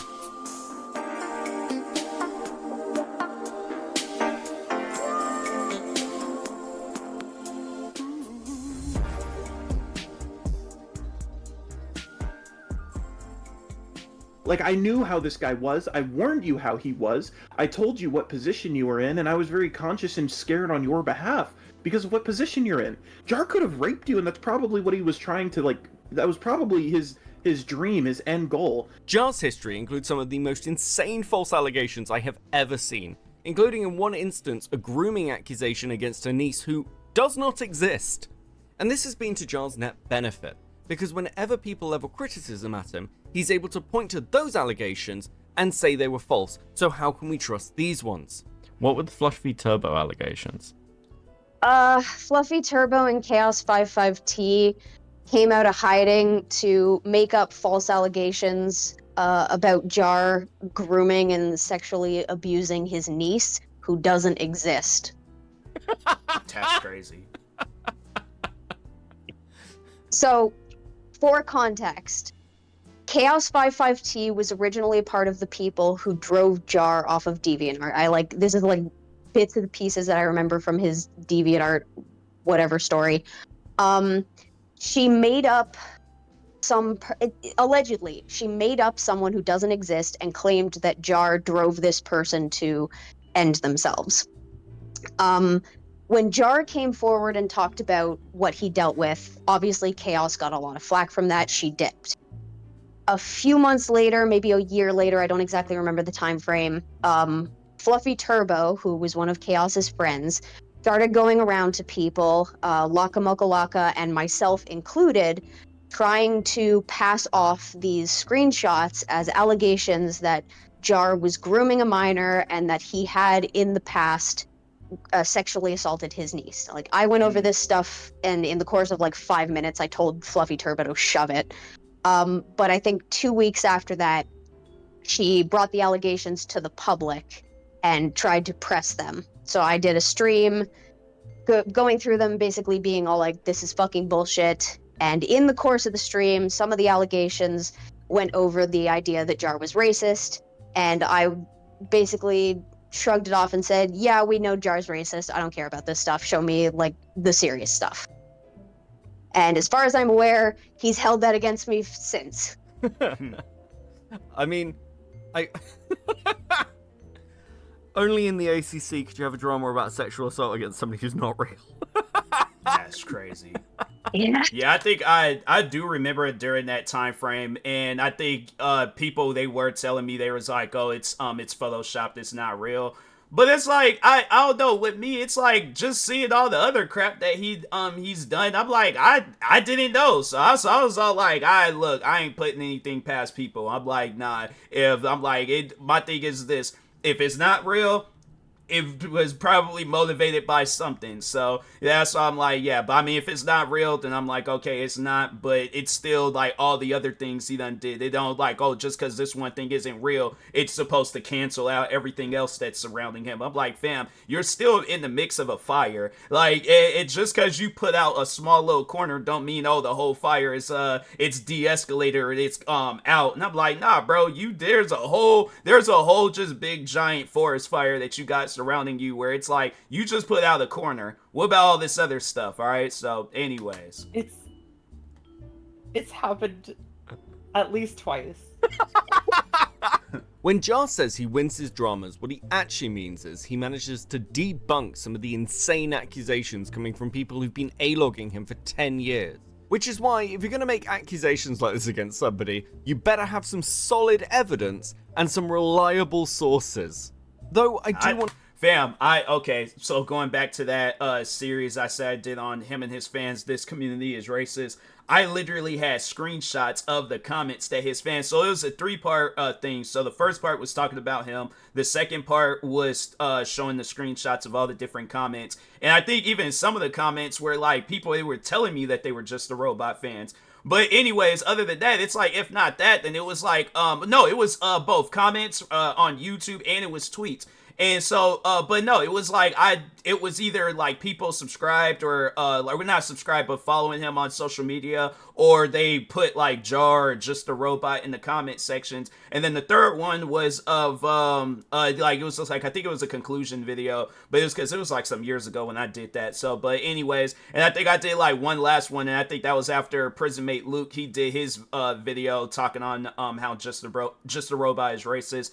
But yeah, it's like my thing is this. I'm like, fam, there literally is concrete evidence. He, again, if his fans say that he's not racist, then he's gonna put it in his head that he's not racist. But if it's like his fans are saying that he's a racist, I feel like that'll be the only time where he's like, oh, I apologize, I didn't mean to, this and that, blah blah blah. But and yeah, that's why I'm like, nah, it's just, to me, it's like, yeah, I'm like, I feel like the next line of people that need to be called out is them fans that just like, they're pretty much as yes men, all right? So, but anyway. I want to be charitable.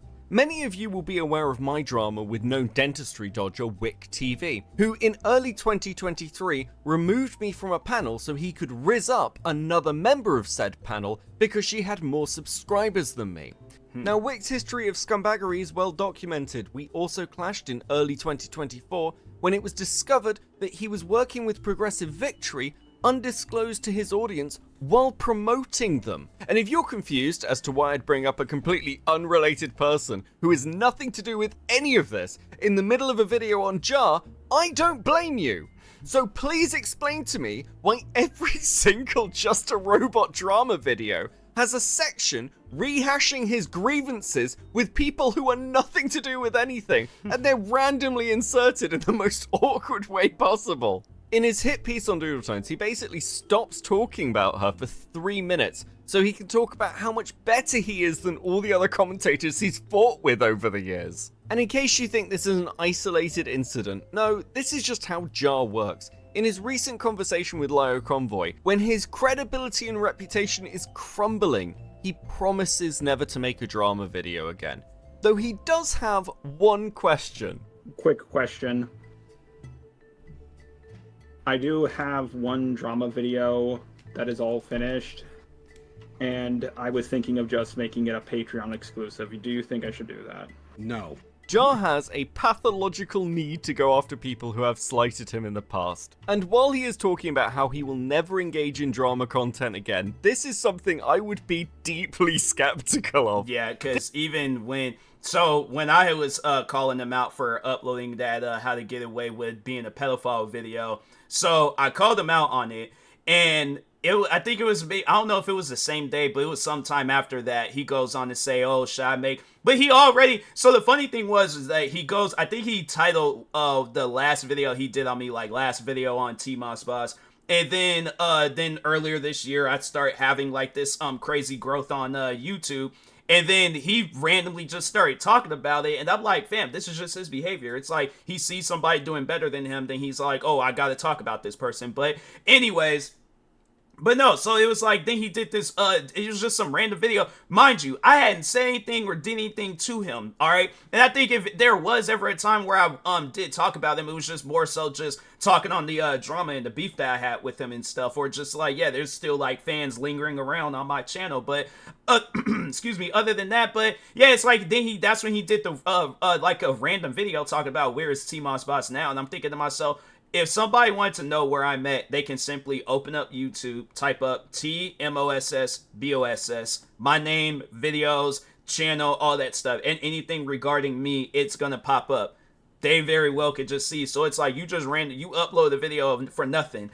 And I'm like, it's still like, whatever downfall you're going through right now, it's still gonna happen, alright? The people that are subscribing and watching my videos, they don't know you. They don't care for your videos, alright? But no, it was like, then when I did the video where I was calling him out for uploading that short, where he's explaining how to get away with being a pedophile, then that's when he's all like, oh, should I do another video on TMossBoss? Forget it, I'm gonna do another video on TMossBoss. And I'm like, yeah, so like, I guess that whole like last video on TMossBoss thing, that didn't mean mean nothing. And it's funny how his fans, they call me out for like talking on the drama, but it's more so to just warn people the dangers of getting into drama. Him, on the other hand, it's just a desperate plea like, hey, my channel is falling off. I need to do something to revive it. Let me get into it with somebody, or let me reignite some old dramas. But anyway. This isn't the first time Jar has taken a break. And secondly, because deep down, Jar is deeply, deeply vengeful. Every time I go to bed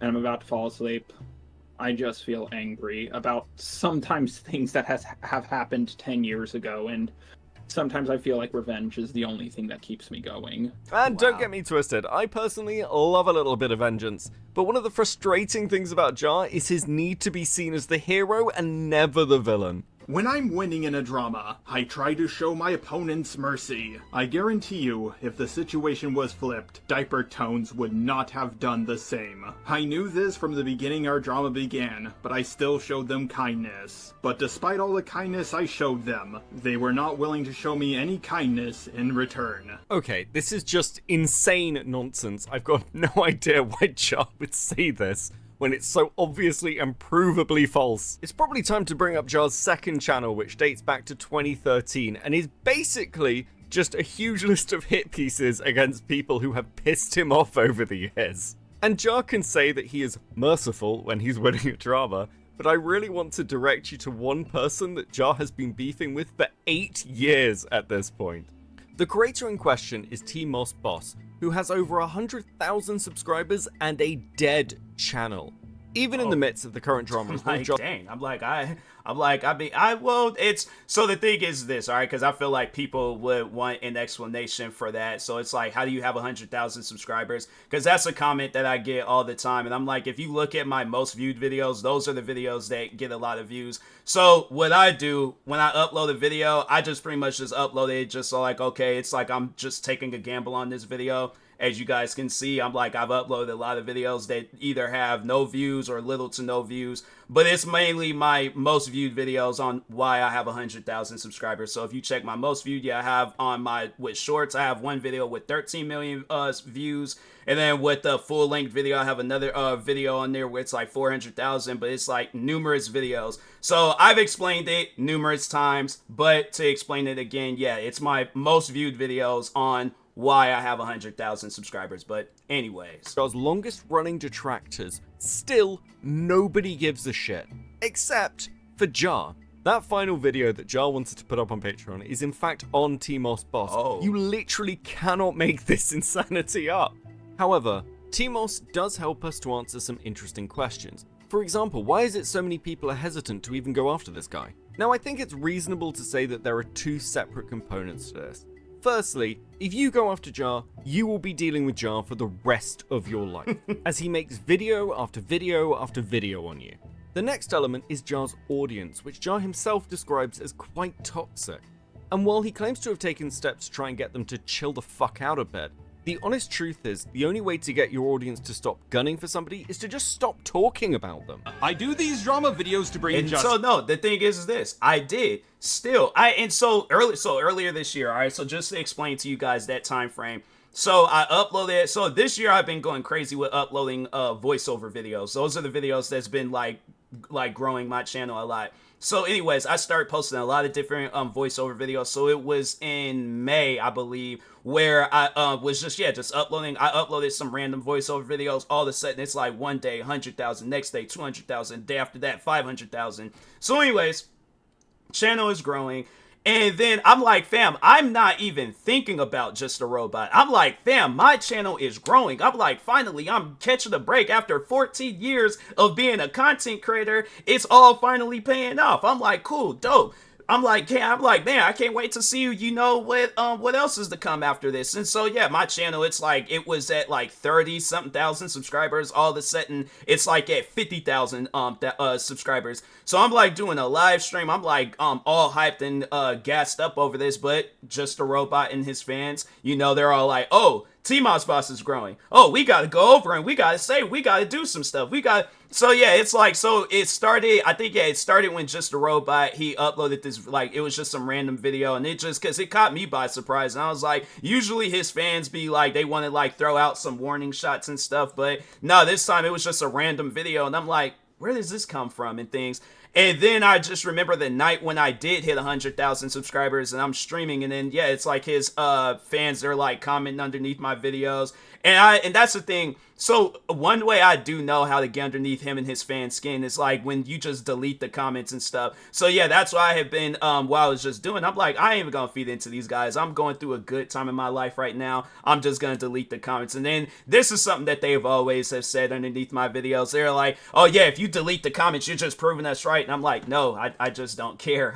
I'm focused on myself. And so yeah, it's just one of those things, like, any advice out there to people, and it's like, if you're going through it with him right now or in the future, yeah, just, just leave him alone. He is gonna make videos, I guess, like, of people that he has issues with, but yeah, it's like, just don't ever respond to it. That's one thing that I honestly do regret, is just feeding into the videos that he was making about me in 2016. Probably the drama still would have happened regardless, but yeah, that is one thing that I do regret in my career. It's like, I should have never fed into it in the first place, but anyways. I have a big channel, which gives me a lot of power. Look, Jar is absolutely aware of the threat he poses to smaller content creators, and within the ACC, many people just don't want to deal with something like that. In fact, one of the common questions Hold on for a second. So this video right here that says Minnesota boy does not understand PewDiePie. So I think that was the video, because that's the content creator that I was beefing with when I was saying, like, that night where Just a Robot just randomly jumped in my comments. So Minnesota boy was the creator that I was beefing with at the time.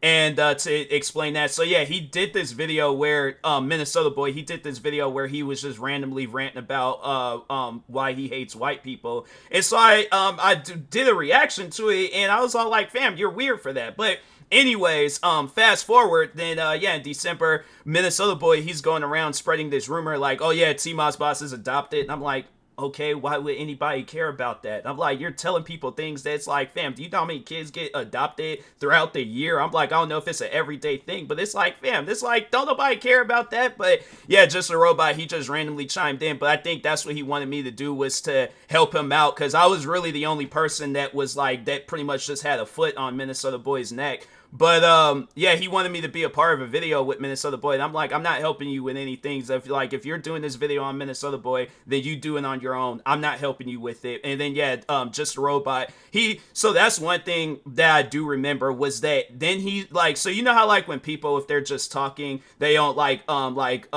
uppercase like their words and stuff, like they're just talking, right?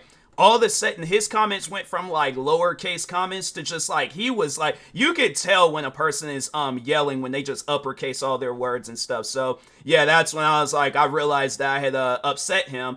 And I think I did a video where I was just overall laughing about it, and then that's what led into the 4-year-long drama and stuff. But yeah, like I said, his fans, they still do linger, but it's one of those things where I'm like, I'm in a good spot now to where I'm like, I don't overall care about that. But anyway. I was asked is, are you sure you want to go down this route? Because you are going to be hearing about it for the rest of your life online. Just as an aside on this topic, I want to note Jar's startling paranoia, which has managed to fuck him over in ways he wasn't even aware of. I'm aware that you were worried that the ACC girlies were going to go after you. And, you know, you seem to make allusions to this in the commentary video. Well, to be fair, they've been going after me. They're not just women. There's yeah. Do you know that there was only one video planned on you, and it was a defense video? No. I know that Jar has been allegedly paranoid that the ACC is, like, planning on making a video on him or whatever. I have not been aware of any videos that people have been planning on making about Jar, except for one. I was making a video about the Fluffy Turbo situation and talking about how the allegations against Jar were false. I canceled my production of that video despite literally almost being done because, one, I couldn't get the stupid Twitter account with his real ass name taken off of Twitter, no matter how many times I was reporting it, and I had been reporting it for months. But also because Jar decided to make a pot shot about me in one of his videos, and I decided, fuck him, he's a jackass, he doesn't deserve it. The only person making a video on you was Ponder, and it was to defend you from the previous accusations. And then you came out and took a shot, and the video was cancelled. Wow.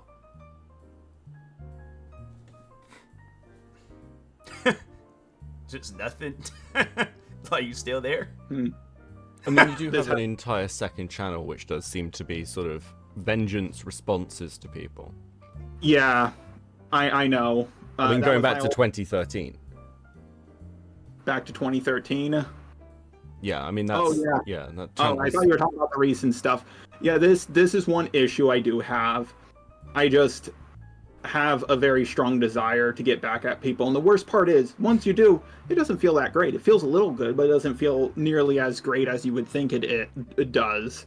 And so I was trying... got a weird way of showing it. I'm like, the thing is this, like, all the stuff that I've been through with Just a Robot, and I've mentioned this in other videos, it ain't just with him, it's with his fans. Because I'm like I said, his fans do the real work. He just, he pretty much gives them the green light to just say and do whatever in a person's comment sections. Because I guarantee, we're just talking about Just a Robot. If you sit down and ask people about his fans, it's pretty much just like it goes deep. It really does go deep. But just to tell you guys a couple of things that I've dealt with, like the two fans that really stood out of like all the fans that have came to my channel and said something or did something crazy. So there was the one fan that I remember discovering where he has like 3 different Twitter accounts dedicated to just talking about me. And I mean, like, it does, and I know a lot of people probably don't overall care about that, but yeah, I just remember seeing it and I'm like, fam, like, this is true dedication to have a whole Twitter account. But oh yeah, the guy, he would just say and do a lot of different crazy, or just say a lot of different crazy things. But yeah, he was like re-uploading my videos. Like if there was a video that I messed up on, he would just re-upload it. But it went all the way back to like 2018. Like that's how deep it ran, like on just how many times this guy, but it was like an everyday period from there. And I'm like, this is too much. So that was just the one guy. So that might not matter that much, but it was just still somebody that I was like, I took. But there was other people that I had took notice of that was a part of his fan base. He was just the one where I'm like, yeah, bro, you got some stalker tendencies and stuff. But and that's one thing about him and his fans is like when you accuse them of something, then they try to like flip it back on you. So when I called him a stalker, he tried calling me a stalker. I'm like, how though? Explain that. But anyways, then the second fan, he was trying to use things that like affected me in my childhood. Like, so there was a situation back when I was in high school where there was a girl that I was attracted to, and I told her this. This was a friend of mine's. I told her this, and then she told me later on that the reason it wouldn't work out is because I'm black. Her words. I'm like, wow, all right, so and so if you remember how, like I said, that I used to have like a little bit of a communication issues, that was the reason why, because there was like somebody that I called a close friend of mine where they hurt me down to my core like that, because it's like, fam, how am I supposed to change that? It ain't like there ain't no character customization in this world. I'm like, no, it's like, well, however you're born, that's how you're born. But anyways, so how does this affect like Just a Robot's fans? Like what does this have to do with his fans? So there was a day where I was streaming, and if I find that stream, like I definitely will repost it or share it, that particular moment. But I can't remember because I know there were streams that I was downloading and streams that I wasn't downloading. I feel like I might have that stream, but anyways. But no, so there was a day where I was streaming, and then there was a fan of Just a Robot where he was pretending to be cool with me, but this is something that's like, that's a behavior thing with his fans. They'll like have like some like, oh, I'm a fan of you, but I'm gonna say some rude and disrespectful stuff to you and stuff. So anyways, so there was a day where I was streaming, his fan comes through and he's like, oh yeah, I did see that video you was talking about, that girl from your high school. By the way, I don't think what she said was wrong. And I'm thinking to myself, I'm like, okay, I said that this affected me. literally everybody. I just remember the time where I was talking about this at my job. Like because there was a customer. I can't remember how me and the customer got on the conversation, but I just remember I was talking about it with a customer, and another customer had overheard it, and they was like, "Wait a minute, what did that girl from your high school say?" I was like, "Oh yeah, she." And I told her, and she was just shocked. Like she was like you would have thought like she had known me for years. The way she was shocked. I think that was like maybe the second or third time I had talked with that customer. I didn't even know them like that. So, but yeah, it's like, it's one of those things where it's like, they will literally like dig up things from, if you talk about stuff that affected you in your personal life, I guarantee and I promise you, Just a Robot, either Just a Robot or his fans will use it against you. Like I said, ask anybody that has dealt with Just a Robot, how did them fans, like, what was the situation with the fans? I guarantee and I promise you, it's like, there'll be a part 2 where it's all like, yeah, freak retrospective, the Just a Robot fan files, because this video is 57 minutes. I guarantee and I promise you, with the fans, it's gonna probably be a good few hours. But anyways, Trying to respond to every single video ever made on me on my second channel at one point, but then I got bored, and now I realize like how silly and stupid that made me look, because I could have been making videos that people actually gave a shit about and got a lot more views. And granted, response videos are a lot easier to make. Like, you know what you're saying, you know what they're saying. You don't even need a script. You just hit the record button and use some gameplay. Very easy stuff to make. But now I could have sworn before he said he used a script when he made videos, because that was all the videos that he made on me were response videos, and I could have sworn he said that he used a script to for the videos and things. And then I just remember him saying like it took weeks, and I'm like, why did it take weeks? If it's just a response video, you literally could do it in one day. So yeah, so I'm like that I don't believe. But anyways, with the amount of people I've pissed off, I realized that I kind of dug my own grave by acting the way I did. I kept on pissing people off one after another, and eventually I knew eventually it would come back to bite me in the ass, and it did. I mean, yeah. So the people I've spoken to who've had sort of issues with you in the past, one of the constant things I hear is they don't want to respond. They don't want to deal with kind of how vengeful you are. And there's this fear, especially for smaller channels or people with lesser platforms, that in fact I heard TMossBoss say this in his most recent video, and I've heard this from kind of multiple even bigger channels, where there's this real worry that it's not just you that will come after them, you end up in a position of weaponizing an audience to come after them potentially. I suppose you're right. I mean, that's the risk of having a platform, and I'm gonna be honest here, I don't like that, because I've done oh my, okay. it was meant for me to watch this video. He says that he doesn't like it, yet it led into so yeah, the beef has been going on for 8 years. It has been going on for since 2016. But my thing is this: if you didn't like it, why did you not put a stop to it? I even said that myself. I vividly remember there was a time where I told him, I was like, okay, tell your fans to back off. Easy and simple as that, all right? He goes on to say that he doesn't have control over his fans. I'm like, you made a video saying, like, well, okay, maybe not saying or telling your fans to go after my channel, but it's like, overall, that was the message, all right? You make a negative video on somebody, it's going to have some sort of effect on that person, all right? But my thing is this: I remember telling him, just tell your fans to back off. He didn't. He just let it, and that was like early on in the drama. So that's why I'm like, yeah, the thing is this: I think he's just trying to say that, I guess, to clean up his image, but it's like, you gotta remember that there are going to be people that's gonna watch this video that have dealt with you, where it's like, they know that that's not true. So it's like, fam, you're saying one thing, you have a whole audience saying another. It's like, come on now, really? I mean, like, it's just, my God. I'm like, all right. Done what I can to keep my fans off of Doodletone's back for a very, very long time. I been saying in my more recent drama videos on the old channel, please do not attack this person.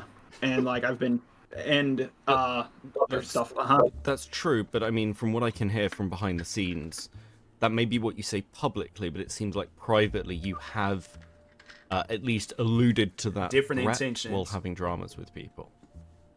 Well, I have said, like, listen, like, I think a good example is the Vincent Skullman stuff. Like, he made a video on me, and I wanted to talk things out with him instead of making a video because he was a very sensitive guy, and I was like, my fans are so toxic, I didn't want them to go after him. And I tried to talk things out with him in private. Eventually, it did work.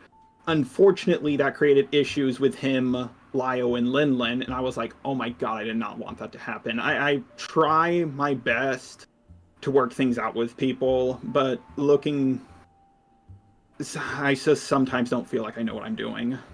Like, I do desire revenge, I do desire to get back at people, but I also desire to work things out with people and talk through them, things. Yeah, I'm like, my thing is, you know, and I just remember there was another time where I got into it. This was like during the drama with me and Just a Robot, but there was another YouTuber that I had got into it with.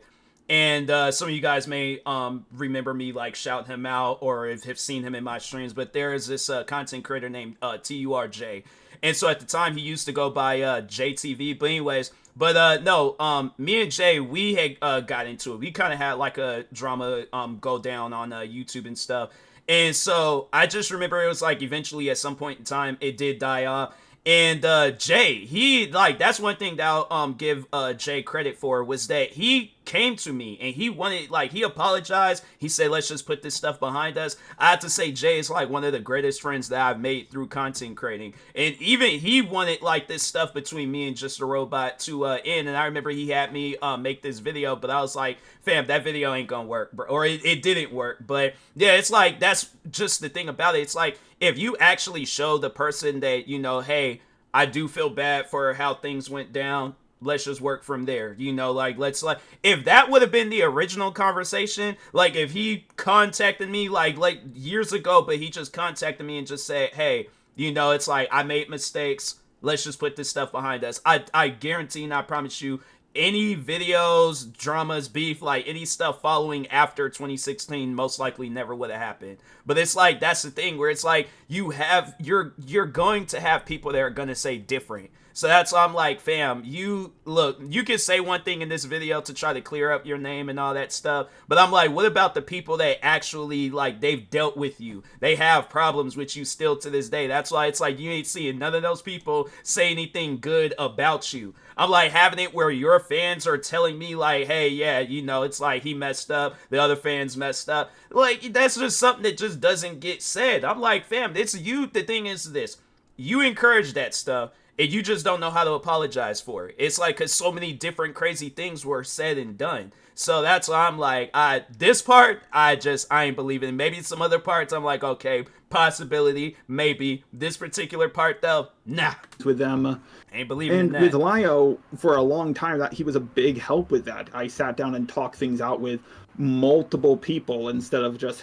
Because as much as people fear my vengefulness, I also fear the vengefulness of others. Looking at where you're sat now, I know you've said you're not going to make more drama videos, so you're going to take a step back from that because of Lio. So is that you know, I suppose the question people will have is this you saying that now? But then in 6 months, 12 months, whatever, you'll be like, well, now it's died down, I can take a hit at the people who took shots at me. That's a good question. That is an excellent question. I'm thinking of making my backdrop, like, don't get back into drama on my laptop so I can keep reminding myself. I just don't know if I'll go back to it or not. I hope I don't, but I know myself, and I know I get angry and want to get back at people. It's something where I'm like, you know what? If he actually truly does mean that, then I'm like, okay, good for you, all right? But just based on I like me and his interactions, I don't really pay attention to the stuff between him and other people, but just based on me and his interactions, I'm like, fam, I wasn't even saying anything about you, but you found a reason, like, oh, well, you talked about me before, during that time frame where it's like, yeah, my channel was like rising through the ranks and stuff. Did I say anything about you during that time frame? The only thing I was focused on is like, fam, I'm getting ready to hit 100,000 subscribers. This is crazy to me. It's just one of those things. I'm like, I'm gonna have to actually see it to believe it. But like I said, the only way I feel like that he'll be able to salvage whatever career he got left is like, you gotta change up how you do your content. It's like, you gotta find some other content to make. And I'm like, fam, I've managed to put out 15,000 videos. The thing is this, I feel like that he has a strong enough fan base to where whatever content that you're gonna put out, your fans are gonna like it. It don't matter what it is. You could do a video of you. I've seen people do videos of themselves eating a head of lettuce, and they've gotten views from that. So I'm thinking to myself, I'm like, fam, there's just all of this, like, just genres of content where you could do gaming content, you could do content where you are a fan of doing commentary. Get into sports. Talk about sports. I'm like, I feel like that's like some of the biggest form of commentary when it comes to the internet. Everybody's looking for some sports commentary. So you could do that. You could do commentary. I think he has done some where he talks on like TV shows and movies, but it's like you can focus on that. You can even like, not even so much as like playing the video game, but you could do commentary like talking about video games and stuff. But I'm just saying, there's like a list of content that you can do, and it's like, I think there's even apps in AI technology where it can help you come up with content. But it's like, here's the thing, I just believe that there is going to be a day where we all look up and Just a Robot is just going to find himself in some more drama. So that's why I'm like, if he does, okay, cool. If not, yeah, I'm like, it doesn't surprise me. But anyways, I want to just tie this last bit back to the Cinebear drama we're currently embroiled in. Jar's choices and decision making. This video is almost 2 hours long. Are highly questionable. I mean, what possessed you to go to Chud Logic of all people? And I like Chud, don't get me wrong, but like, if I was looking for somebody to kind of side up in a drama with me, or like if I needed somebody who I thought I could get, or I could use a platform for to like just even plant a seed of an idea, he would be the fucking last person I'd pick. Okay, 2 reasons, but after this, I need to go for a little bit because I need to take a dump. Sure. Yeah, okay, so it might just be gas. It should just take 5 minutes. Like, I don't need to hear all that, bro. Just get to it. So don't like turn off the call or anything. I'll just mute myself and. That's fine. I'll grab it. I'll grab a drink while you're doing it. Yeah. So, one is I was suggested that he was more fair to Cine than anyone else. He seemed more skeptical. And 2, Chud did a video on me back in, as he said it, his soy days. And out of any video I've ever seen on me, I thought it was the most fair and balanced. So I thought, oh, this seems like a guy who's fair and balanced. And, you know, maybe he is, but he probably, like, when I got onto that stream and I saw how angry he was, I realized, oh no, I messed up. I think it's fair to say that Jar dangerously misjudged how wider commentary would react to something like the Cinebear story. Art commentary involves an extraordinary amount of things that happen behind the scenes in people's interpersonal relationships. This leads to long-standing beefs and feuds that go on for years in some cases, but let's be honest, wider commentary's intention is quite different. No, I mean, like, it's just content, right? Yeah, for sure. Frankly, most stories we talk about as commentators, we don't have a deep emotional investment in. Most coverage is going to be pretty dispassionate. And I didn't make this video because I hate Jar, I did it because I lack impulse control in a social life. Honestly, the entire Cinebear drama highlights the issues with becoming overly invested in a story. The issues Jar, and frankly anybody else even tangentially involved in this mess, have faced should be a stark reminder to everyone of the flack you will catch if you make this mistake.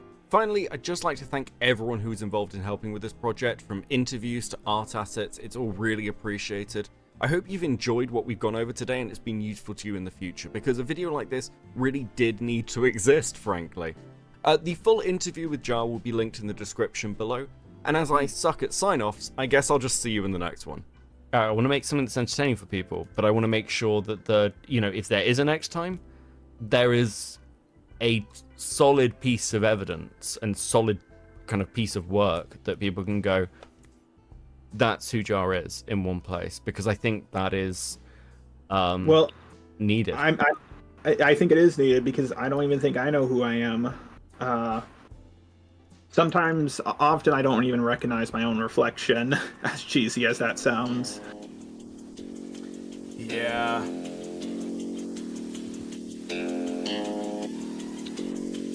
Yes, you know, the thing is this.